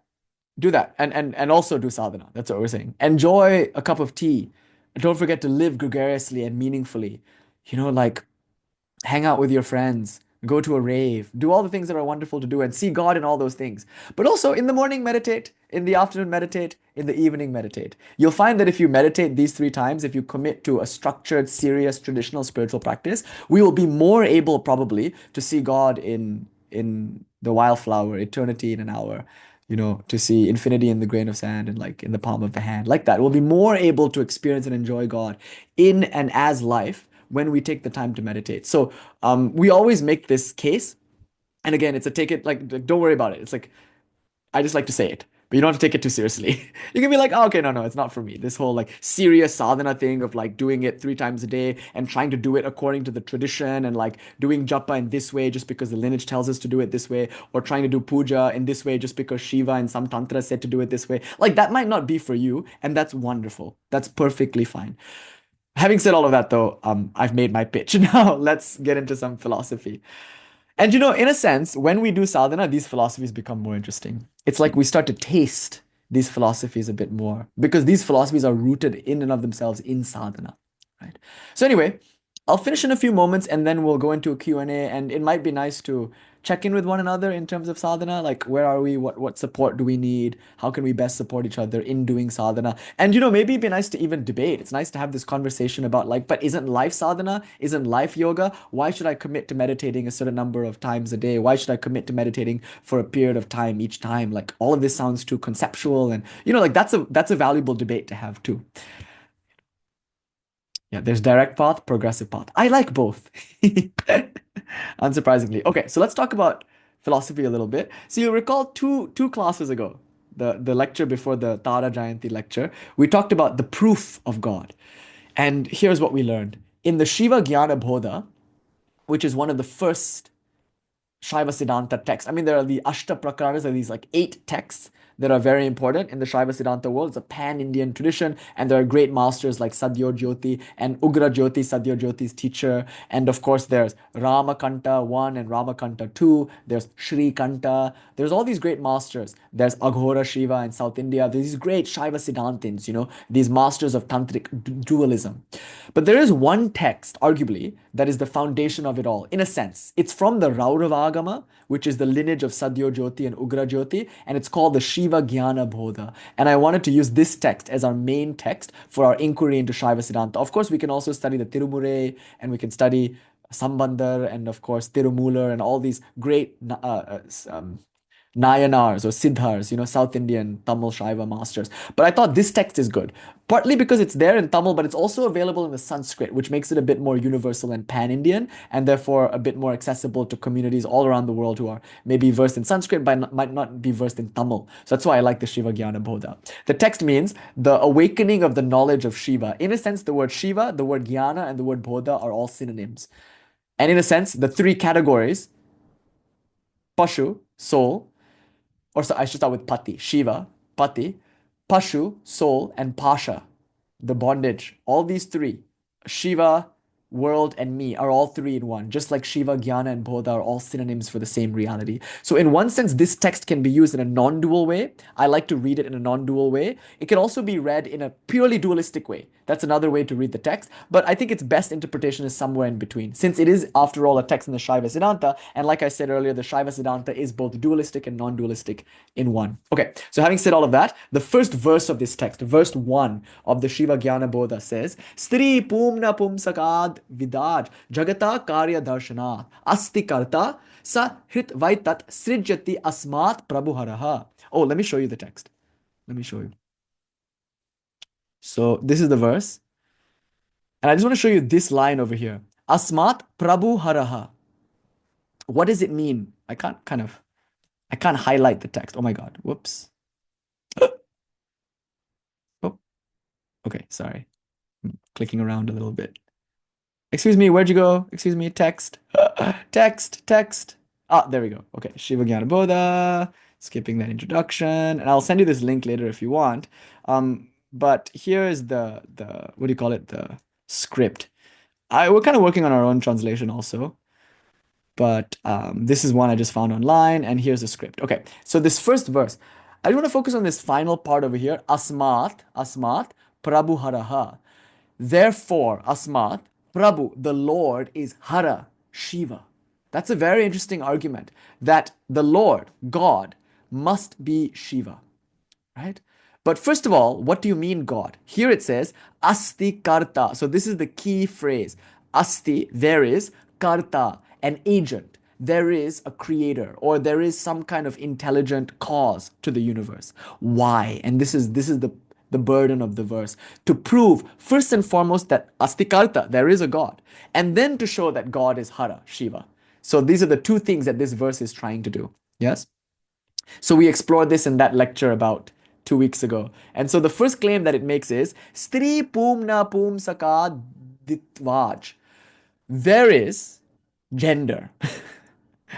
There are feminine things, there are masculine things, and there are neuter things. This is very interesting. This world is a world of gendered complexity. So actually we gave this lecture on Trans Awareness Day, which I think was quite fitting, because the first claim that we get in this verse is that gender is fucking complex. There isn't like a binary. It isn't just that there are men and there are women. No, there's like a male part of the plant and there's a female part of the plant, and some plants are both. Some plants are both male and female, and some plants are maybe neither. There's like asexual propagation too. So there's sexual propagation where a male plant and a female plant, or the male part of the plant and the female part of the plant, join to create some new life. There's a male organism and a female organism, and they come together like salamanders. I was just thinking about salamanders. Like their whole life is kind of premised on mating in a sense, because the salamander will come out of its water and like walk this great distance, this death-defying journey in order to go and find a mate. That's like the peak of that salamander's life. And arguably it's the peak of many college students' lives also. So the pursuing of a mate, that's an interesting idea, that there's a male and a female and the two of them are drawn to one another and then they mate and then there's reproduction. So there's sexual reproduction, asexual reproduction. Sometimes the organism has both sexes in one, but there is gender. There is male and there is female and there is neuter. And there's a whole spectrum. So here, gender is presented not as a binary, not as a dichotomy. That's one of the interesting ideas we can get from this verse. See, isn't it wonderful? You even get gender studies claims from these texts, kind of sociological claims also. But importantly, when we think of Sankhya, which is kind of the basic philosophy informing most Vedic schools of philosophy, you'll see that there is this genderedness to it. There is Purusha, which is a male singular noun, and there is Prakriti, which is a feminine singular noun. So Prakriti is feminine, and therefore she's considered in kind of feminine terms. She's a woman, like the mother. And in a sense, she's the creatrix, because Prakriti, nature, is what creates the bhuvanas, the worlds, and peoples those worlds with all sorts of bodies and sense organs and whatnot. So Prakriti is considered by some authors to be a blind woman. Why is she blind? Because in Sankhya, she is absolutely inert. So it might not be right to think of it in terms of a she, because she implies consciousness, sentience. So it's more of like an it, right? Here, she is more like an it. It means just raw matter without any kind of sentiency or will whatsoever. It just contracts and expands eternally. So here's Prakriti, and at certain times, Prakriti is in a seed state, Bijhavasta, Pralaya. Here, all the gunas are perfectly balanced. Then they become disturbed for some reason. There's no motivation or anything. It just happens, just like the Big Bang, it just happens. Just like fire is inherently hot, Prakriti inherently expands. It's part of her Swarupa Lakshana. She's just defined as that which blooms and contracts, blooms and contracts. So she, from a scientific point of view, this can be understood. It's just Big Bang and then big crunch like that. And everything in Prakriti, matter, energy, even thoughts and emotions, all of that is inert. So she's a woman because the noun itself is gender. This is very important. Prakriti is a feminine noun, and therefore there's a kind of gender to even the philosophical idea of Prakriti. And then there's also a gender in the masculine idea of Purusha. Now, there's natural gender and there's also like linguistic gender. So in like the French language, for instance, like things are gendered, right? So you can say like la table or les poissons. So why is the table feminine? Why is the fish masculine? Okay, obviously they're not. It's just a linguistic, grammatical kind of thing. So there's also natural gender, which is there's a female fish and a male fish or something like that. So these are technical terms. I'm not saying this is natural. I'm just saying this is the term that's used for gender in that particular sense. And there's another term, linguistic gender, used for gender in like this kind of, nominal sense. Like it's just like in the French language, for instance. Sanskrit is a very complicated language because it's somewhere in between these two things, so when it makes these gendered points, there's a philosophical significance to it too. Now, Purusha is masculine in gender. And then from a sociological point of view, it makes the point that the feminine is seen and the masculine sees. So Purusha is the seer and the feminine is the seen. Like that point is made in some sense. Another point, Purusha is inert. So absolutely motionless and without qualities, without attributes. It's just spacious, inert, and it just holds space in a sense. Whereas the feminine is dynamic. It's Prakriti. It's always moving. It's changing. It can act. So in Sankhya, in the basic, like Zoe is pointing out, like the male gaze, like you get that idea in Purusha, that Purusha is a man in a sense, just from the kind of noun being gendered in that way, that just powerlessly gazes. And then Prakriti is a woman, although she's inert. Woman in the sense that she creates and destroys and dances and she's like active. So Purusha is the inert seer and Prakriti is the active seen, the Drik and the Drishyam, and there are two of them. So here you get a kind of gender dichotomy, if you will, on philosophical grounds. There's Purusha, the male, and there's Prakriti, the female.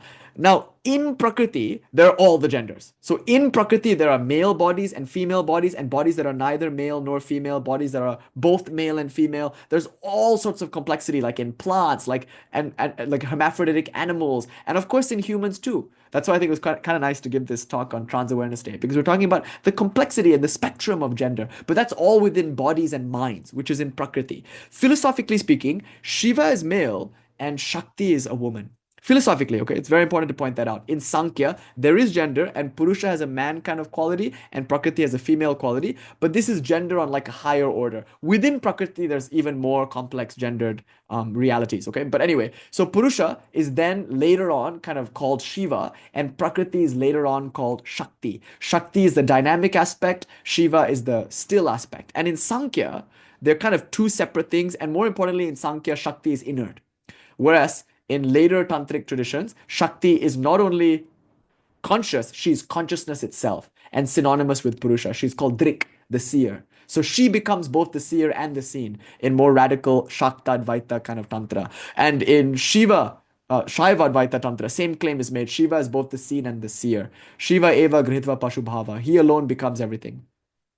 Okay, so now we have this idea, Shiva and Shakti, which is kind of, you can see, primordially based on the Sankhyan idea of Purusha and Prakriti. But in Sankhya, like we were saying 2 lectures ago, Prakriti is self-caused. Purusha does not act on Prakriti.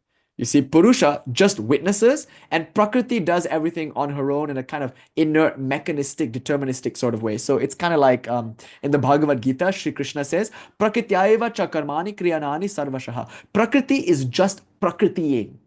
Okay, like God doesn't create the universe. Prakriti just goes from a state of equilibrium into a state of dynamic disequilibrium. And then that state of dynamic disequilibrium returns to a state of equilibrium. And again, on and on it goes. The equilibrium is broken. The universe is created after like 4.32 times 10 to the power of 9 or something years. Then it all goes away again. And then it all comes back again. All goes away again like that. It's just like over and over and over. It comes and it goes. But that's just what it does. There's no like God who's doing this.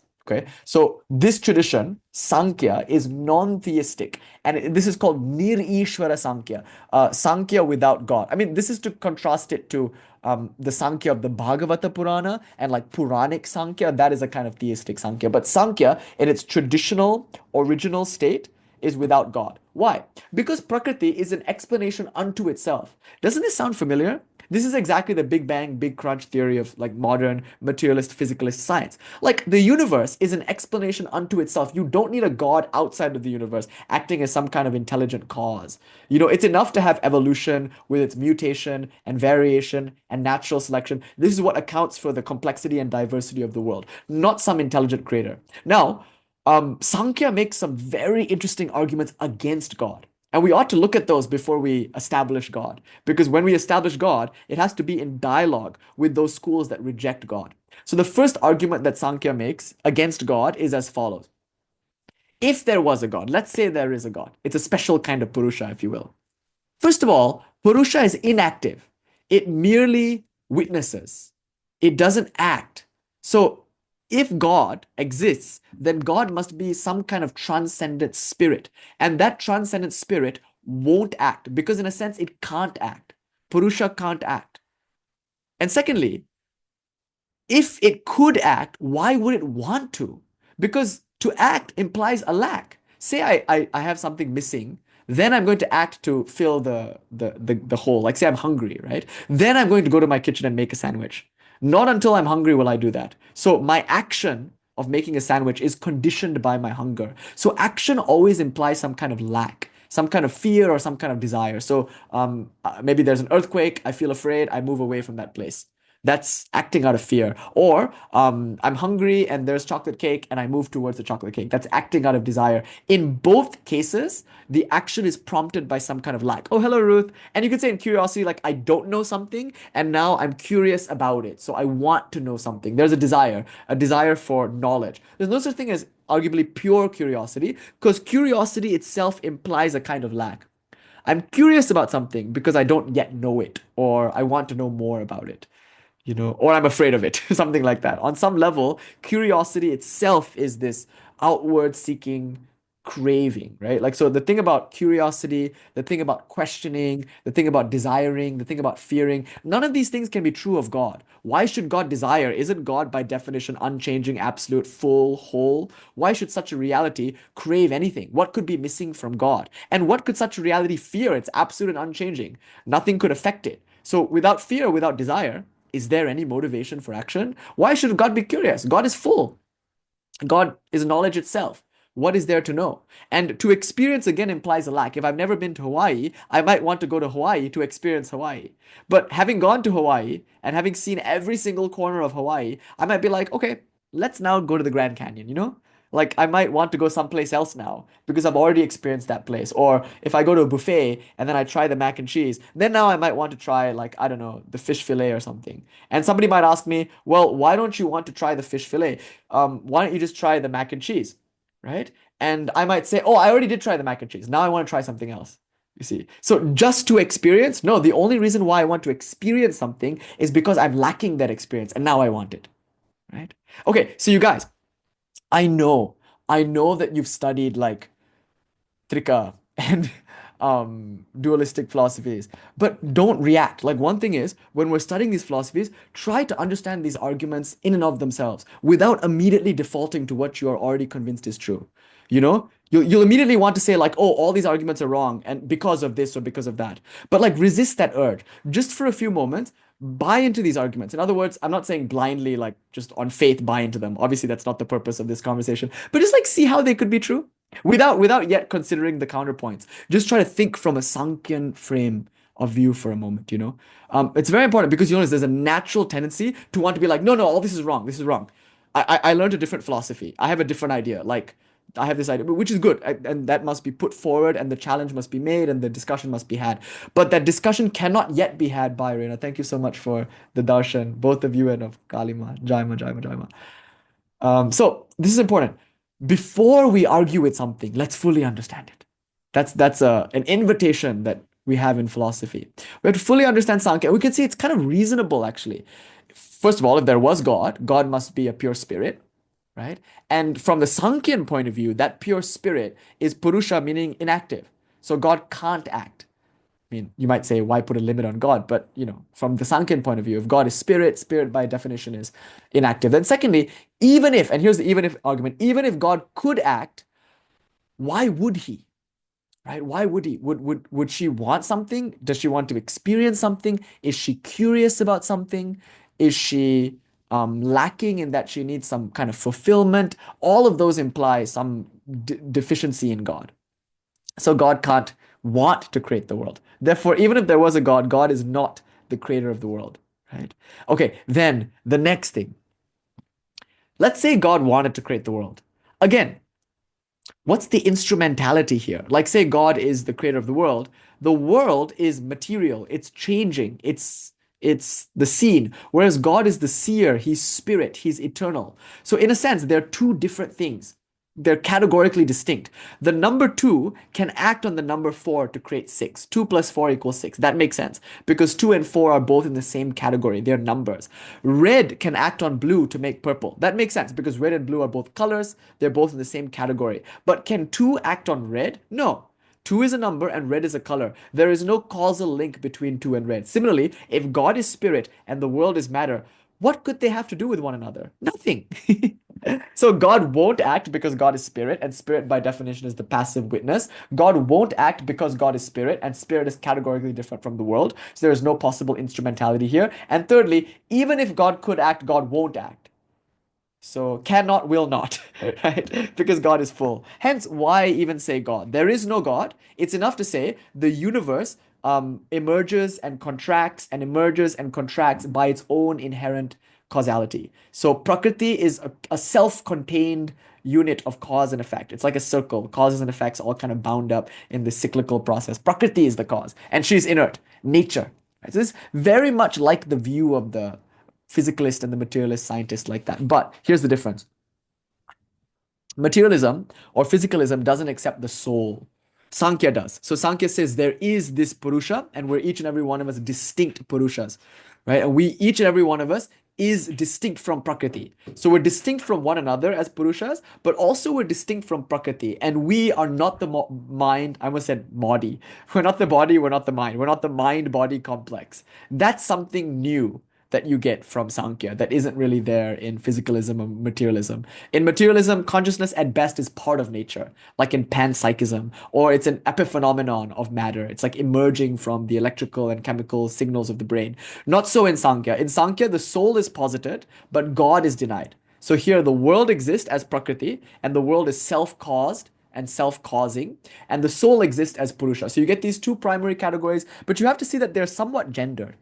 So gender is an important discussion actually in Tantra, insofar as Shiva is male and Shakti is female. Even when we present Shiva and Shakti as one composite diagram, two aspects of the same reality, you see Shakti is always dynamic, referencing her Prakriti aspect, and Shiva is always still, either sitting in meditation or lying down. So the dancing Shiva is important because the dancing Shiva demonstrates the dynamic aspect of Shiva. And that dancing Shiva image later arguably becomes the Kali image. Not to put a chronology to this, that might be anachronistic to say, admittedly, but Kali is dynamic because Prakriti is dynamic. Shiva is still because Purusha is still. You can see how Sankhya, in a sense, informs Tantric metaphysics. So Shiva is male, Shakti is feminine. Don't homogenize them too quickly, but also don't insist on their difference. That's why there's something interesting happening here. Difference and non-difference. So this is a very important discussion, a very beautiful discussion. You can go back and forth on it. So having said that, and that's why I'm very proud of the discussions that I'm seeing on the topic, because you're all thinking very deeply about it and you're seeing that it's kind of an inescapable thing in Tantra. You can't just do away with gender, and nor can you affirm it either. Yes, Shiva Svabhavha Iti Shaktihi. Shakti is the essence of Shiva. So these are later non-dual tantric philosophies, but essentially in Sankhya, there's a kind of genderedness to it already, right? But now when we look at Prakriti itself, my God, it's so complex. There's so many different genders. Why?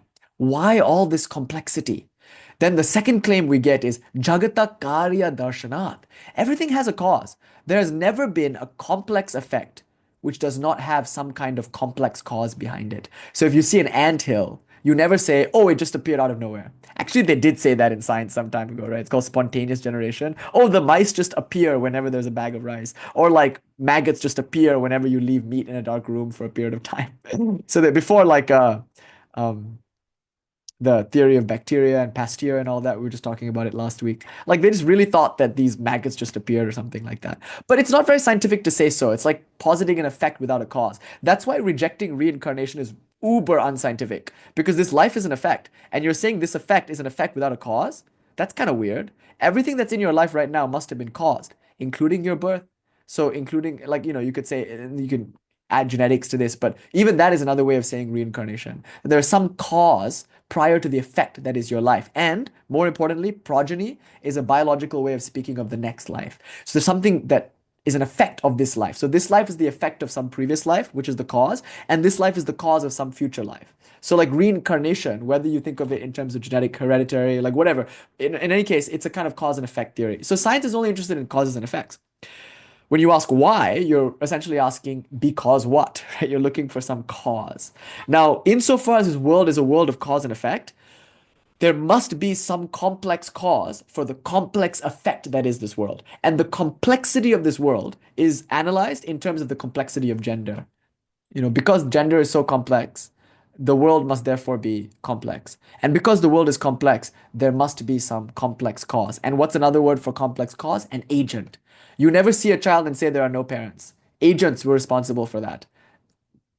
Maybe it happened by accident, but still, there are agents. And then the anthill, you never see a complex anthill and say it just happened. No, agents are responsible for it. The termites or the ants. So some conscious being is required as a complex cause for some complex effect, even if that effect is inert, like in the case of an anthill. So even if you say the world is inert, because it's so complex, some complex cause must be posited. Asti karta, therefore there is God. So this is like a basic causality argument. Also, if you say the world is a cause, if you say the world is an effect, then what's the cause of this effect? And then what's the cause of that cause? And then what's the cause of that cause? And you'll see you'll get an infinite regress unless you posit some mahakarana.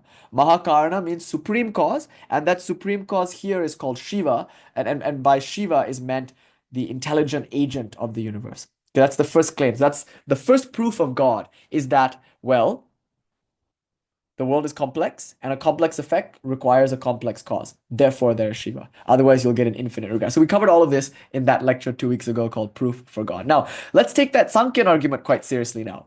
First of all, why would God create the world? Is God not full in and of himself? Why should he desire to create the world? Why should he fear not to create the world? What does God want?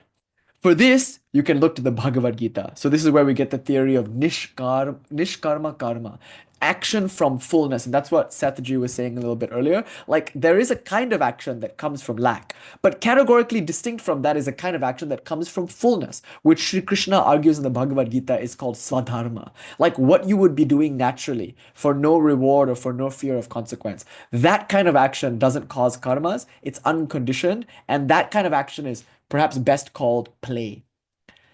So play is the thing that you do for its own sake without any desire for real reward or any fear of real consequence. So God creates the world, as it were, out of play and out of fullness. God has nothing to gain, God has nothing to lose. He does it for its own sake. So play. So this is a playful God that doesn't need anything from us, doesn't fear anything, is just expressing himself. So like if you're happy and you know it, create a world kind of thing, you know. So the world is God's joy. Now that's very important because if God created the world out of wrath, that changes your experience of the world. Like now you see it as a school to learn hard lessons in, or you see it as a prison in which you're being punished to work out your like sin or something like that. So if it's a wrathful God who creates the world to punish you, then first of all, that's not really a God worth calling God. But second of all, that affects how you appreciate and experience the world. Then if you say, oh, it's a teaching kind of God who creates the world to help you become better devotees because he needs you to love him, like this kind of Christian notice me senpai kind of God, right? It's like God just, he's okay with all sorts of serial killers and genocides because he's waiting for one or two people to freely choose him. Just freely choose to love me. You know, like God needs your, he doesn't need it, but he wants it. And he wants it so bad that he gives you free will so that he can have you freely choose him. What a simp, right? Like so like that's another version of God. So a God who like needs devotees because he's so lonely or something like that. So that's another problem. So that also changes how you experience the world and how you view God. So in this view, yeah, a pick me kind of God. So either it's a wrathful, punishing kind of God, like a Santa Claus naughty and nice list kind of God, or it's a kind of like despo, like always in your DMs kind of pick me kind of God, you know? Um Anyway, so the kind of God that we're proposing here is different.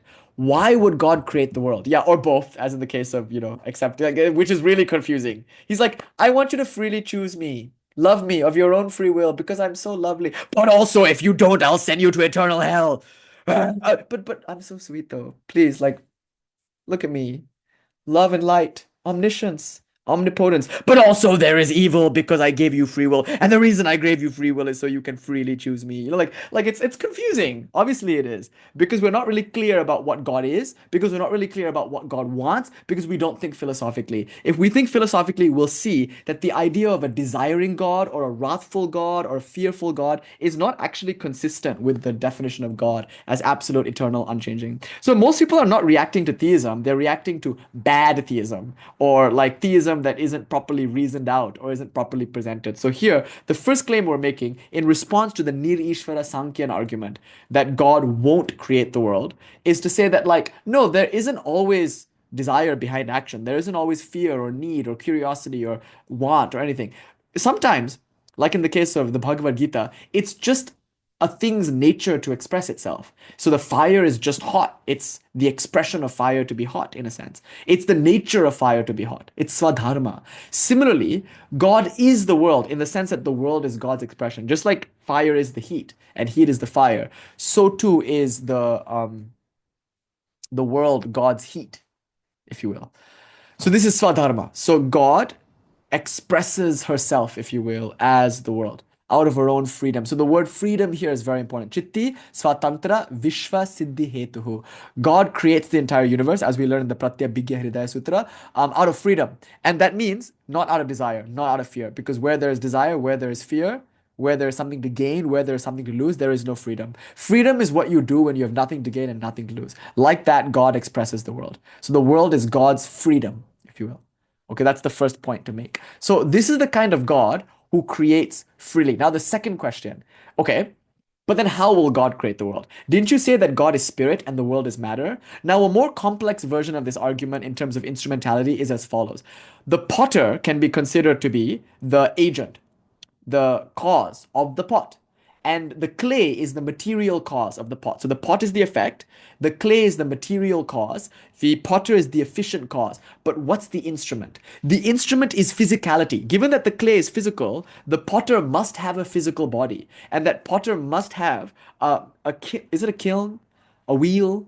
A potting wheel and kiln, right? So those things are physical. There's an actual wheel, there's an actual kiln, there's actually fire, and through a physical body using physical tools, the physical clay pot can be made. Do you see how for the potter to create the clay pot, clay must be physical and the potter must also be physical? You're a wizard, Harry, or more importantly, you have a body, Harry, therefore you can create, or you have a hairy body, therefore you can create a pot. So, unless the potter has a body, until and unless the potter has a body, he, she, they cannot use the potting wheel, which is also physical, which is needed for the clay, which is physical, to become a physical pot. Now, the world is physical, and God is spirit. So, how can God create the world? You see, it's a very complex argument about instrumentality. The answer is very simple. You can create things with your mind. In other words, there's a kind of causality that can be wrought without physicality. So, what if the world wasn't physical? What if the world was a kind of imagining or a kind of visualization in God's mind? So, what if this was God's kalpana, God's visualization? In that sense, you don't need a body, right? Like, I don't need a body to create the image of a pot in my mind. Maybe that's what the world is, an image in God's mind. You see, so this changes the whole narrative. Instead of the world being a physical something and God being a spiritual something, the world is now made into a spiritual thing. It's a property or part or aspect or thought in God, if you will. So this entire world is God's kalpana. So you can create with your mind. Now I know I'm taking this into a kind of non-dualistic place, and I don't mind doing that because, like I said, Śaiva Siddhānta has these non-dual elements, right? Isn't this so exciting? Like, this is philosophy, right? I'm glad to see in the comments that you're enjoying it and you're stimulated. Me too. Okay, let's continue. So now this is all a thought in God's mind. Okay, so this is God's kalpana. Kalpana is a very beautiful word. In fact, Kali, the root of the word Kali, can also be used to mean like to limit or to visualize or to imagine. And whenever you imagine, you're limiting the infinite potential of the mind and limiting it to some kind of finite possibility. Like when Asha makes art. Like Asha is infinitely gifted, but then an artwork is in a sense a limiting of her gift to make a particular thing. So it's like she could have painted with all the colors, but instead she chose red, right? She chose red. Or like she could have done any medium, but instead she made this like really cool kind of macabre animation. Like anything could have happened, but that happened. Do you see? So that is a kind of delimiting of infinite possibility. So God has infinitude. The mind is infinite, but this world is a sort of delimitation of God. Hence Kali. The word Kali means that which limits, or Maya, that which measures. So Maya, Kali, this can all be used interchangeably with the word Kalpana, God's visualization or God's imaginative function. So this takes everything into a more idealistic place, I know, but bear with me. So God is the cause of the world, but God is not distinct from the world, and nor is the world really distinct from God in the sense that God doesn't need a body to create the world. God can just, as spirit, create the world. Therefore, the world must also be spirit. Okay, so that's another thing.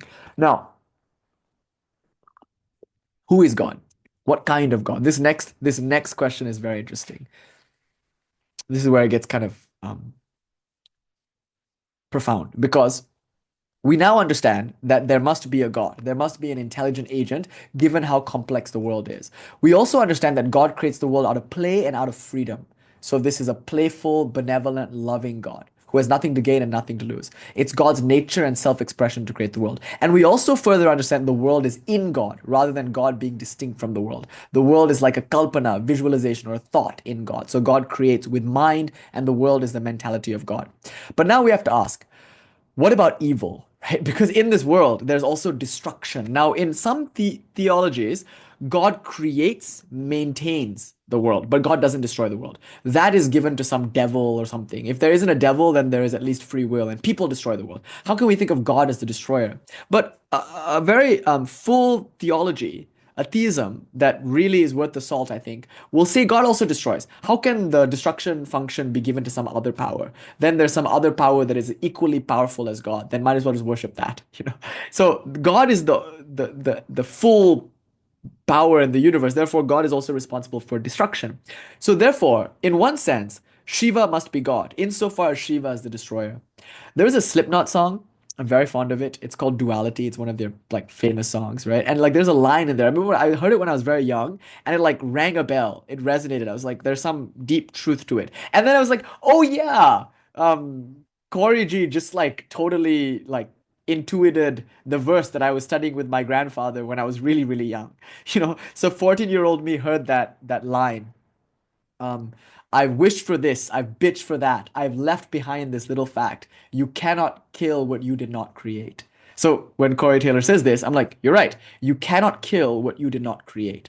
And that's exactly what this line is saying in the Shiva Jnana Bodha. So what my grandfather was teaching me and then what Corey Taylor was singing about in that Slipknot song, it like clicked and I was like, whoa, you're right. You cannot kill what you did not create. In other words, you have to be the source of something to be its final resting place. For something to dissolve, it must dissolve back into where it once sprung from.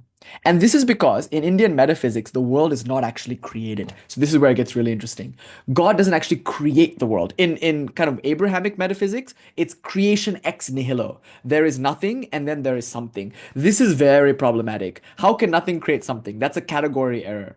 God cannot turn nothing into something. I mean, you could say God can do anything. So God can do even this, but then, you might as well stop doing philosophy. If you're just going to resort to carte blanche theistic axioms, then stop doing philosophy. Like, if you want to make this sound reasonable, and that's the effort of philosophy, then you can't say God creates out of nothing. How can nothing create something? Nothing can never be the cause for something. Why? Because nothing is not really a cause. It's nothing. You're like, okay, what's the cause of this effect? Nothing. No, if you say, okay, at least it's a no thing, then that's something else, because that's something. So, lest this sound weirdly semantical and um, pedantic, like, here's the point. This is called Satkaryavada, which means the idea that the effect is caused by a real cause.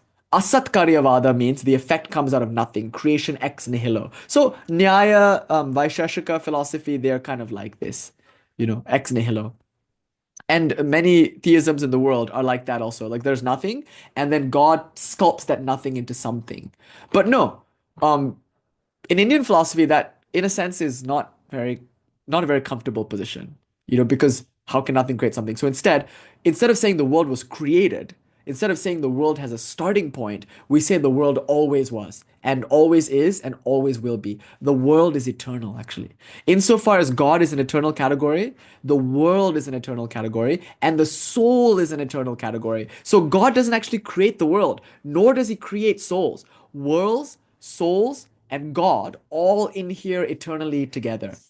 It's only that God is the source of the world and the place where the world reaches its final resting place. Now, even then, the world is not gone. It's just in a seed state. So notice the Sankhyan argument again. The world either expands or contracts. There's either Mahalaya, the great dissolution, or there is like the world. These are the two states that the world can be in. When it's contracted, it returns into God, and when it's expanded, it emanates out from God. So this is the idea of Vishvam Unmilayati. The world blooms open on her own canvas, Swabhitti, through her own will. Svechaya Swabhitto Vishvam Unmilayati. The world blooms open and also contracts. So it's not just Unmesha, it's also Nimesha. So thinking of the Spandakarika here, thinking of the second verse of the Pratyabhigya Hridaya Sutra, we can see that the world is blooming and contracting, blooming and contracting. From whence does the world arise? From God.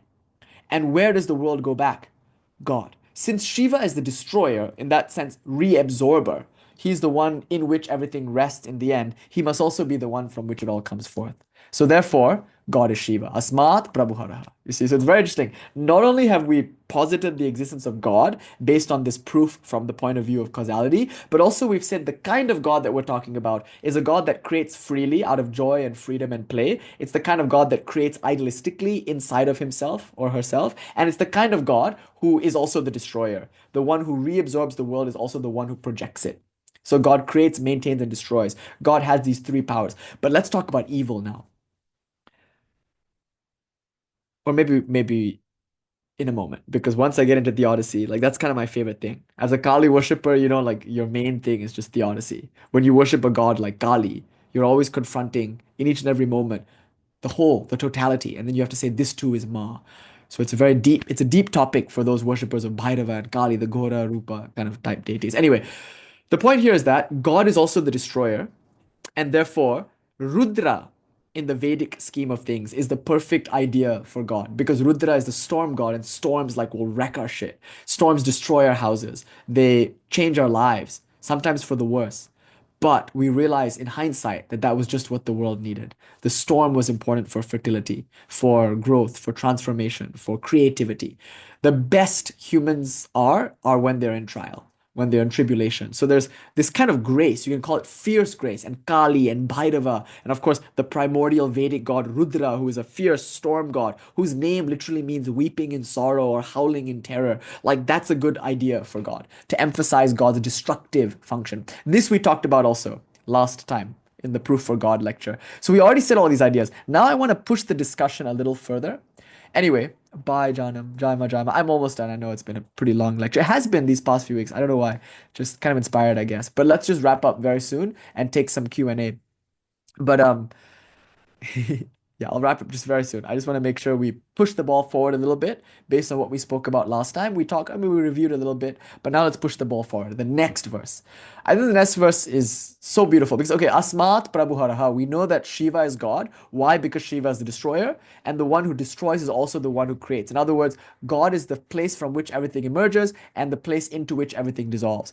There is God because the world is so complex, and a complex cause therefore requires a complex intelligent agent who is playful and free and who creates everything within himself. So the world is in God, just like a dream is in the mind of the dreamer, like that. Okay, now the next verse. The next verse is interesting. Anyas, son. Vyaptito nanyaha karta karmanu sarataha karoti samshritim pungsang agyaya samavetaya. So let me take you to the verse now over here. I want to just point two things out. So you'll see the first thing is this word anya. Anya means an other, which here has the connotation of transcendent. So God is something other than the world. That's what this word anya is saying.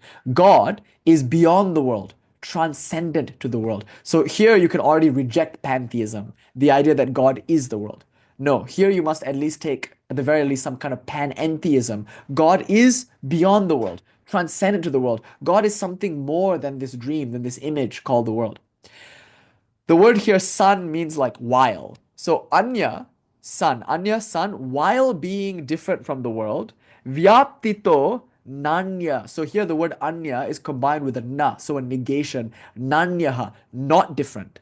And God is both transcendent and yet immanent, not different from the world. God is different from the world, also not different from the world. How? Vyaptito. So this is a beautiful word. Vyaptito means through pervasion, through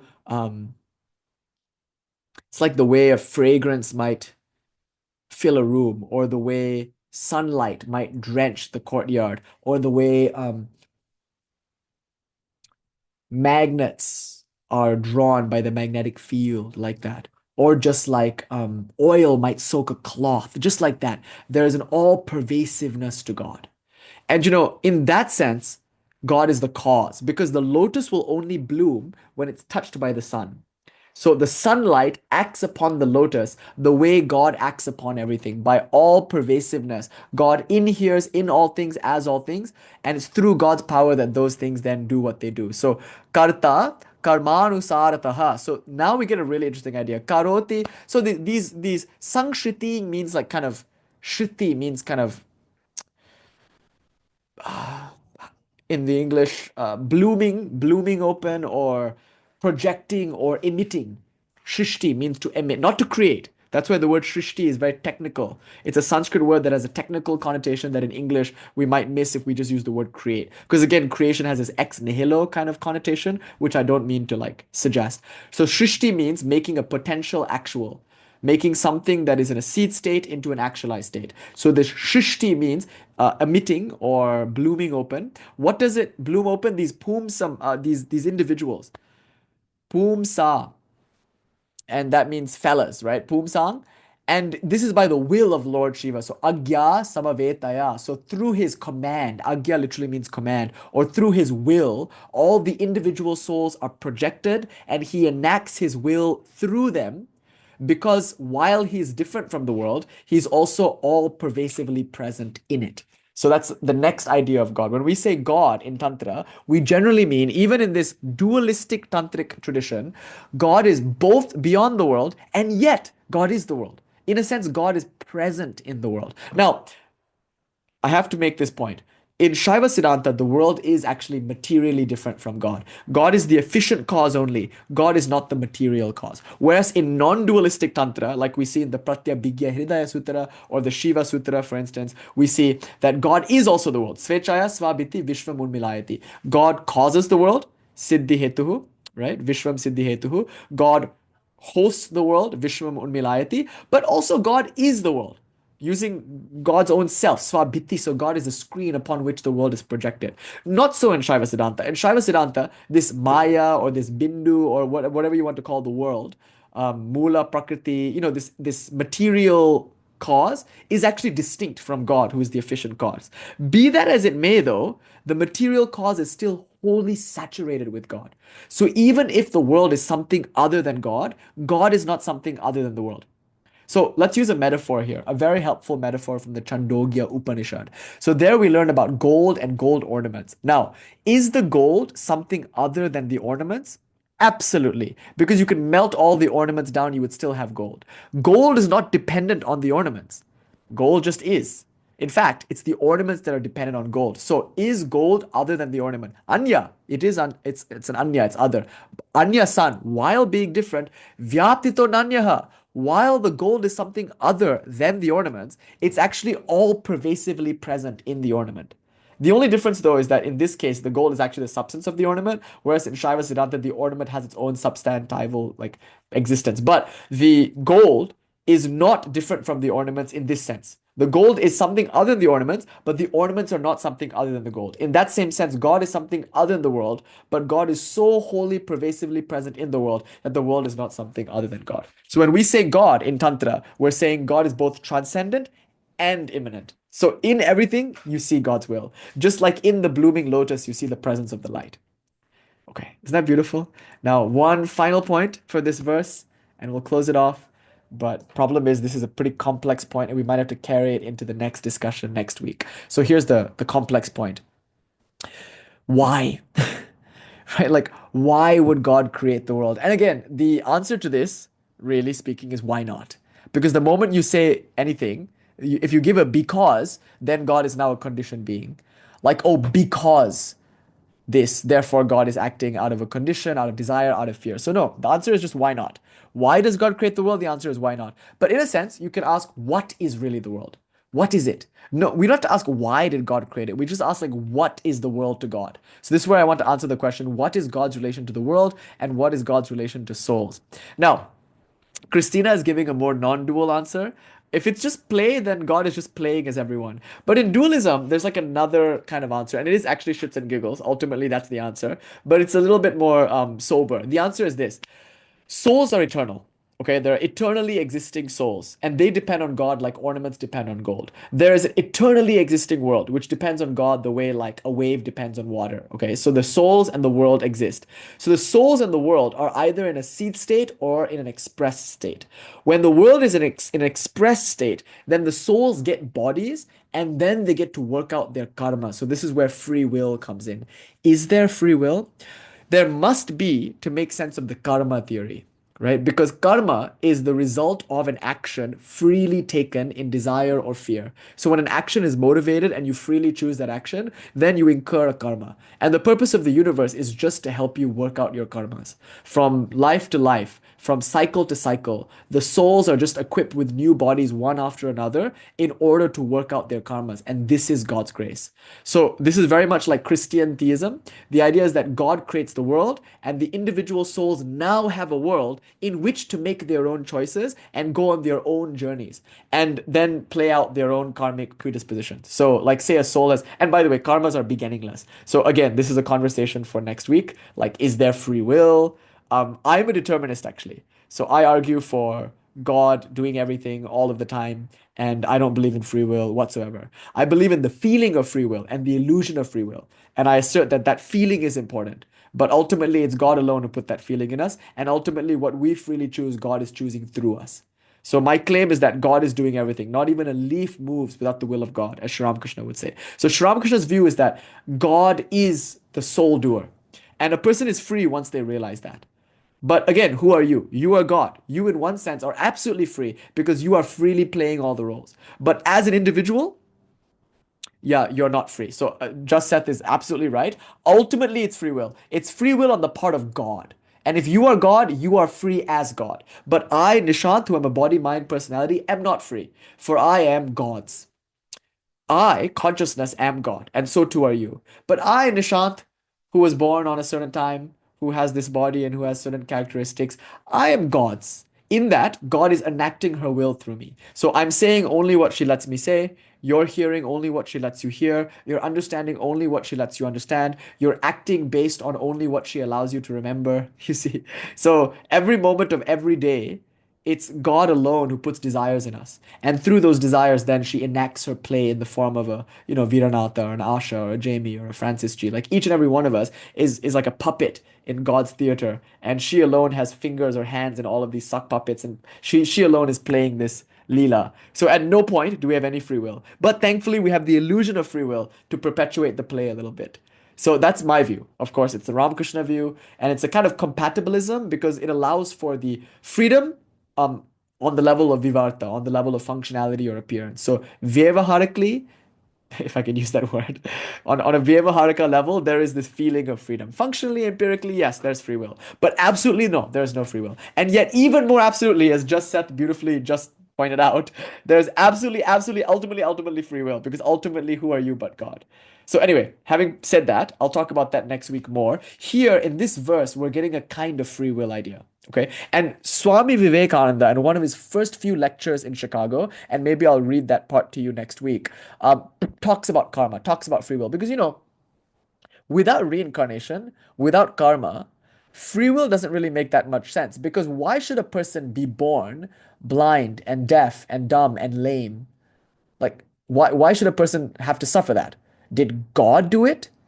And if God didn't do it, then who did it?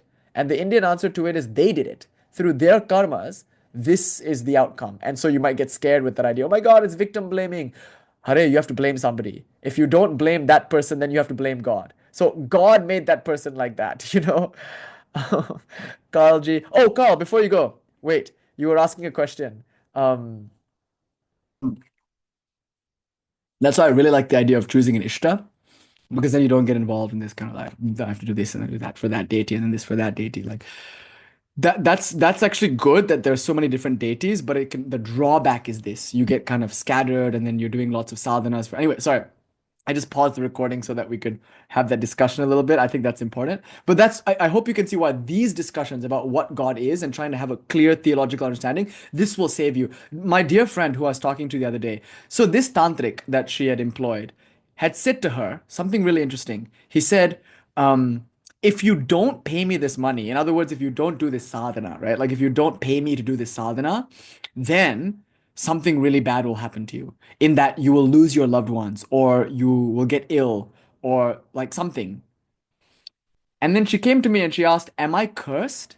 Like, did he curse me? Like, did some of my family members curse me?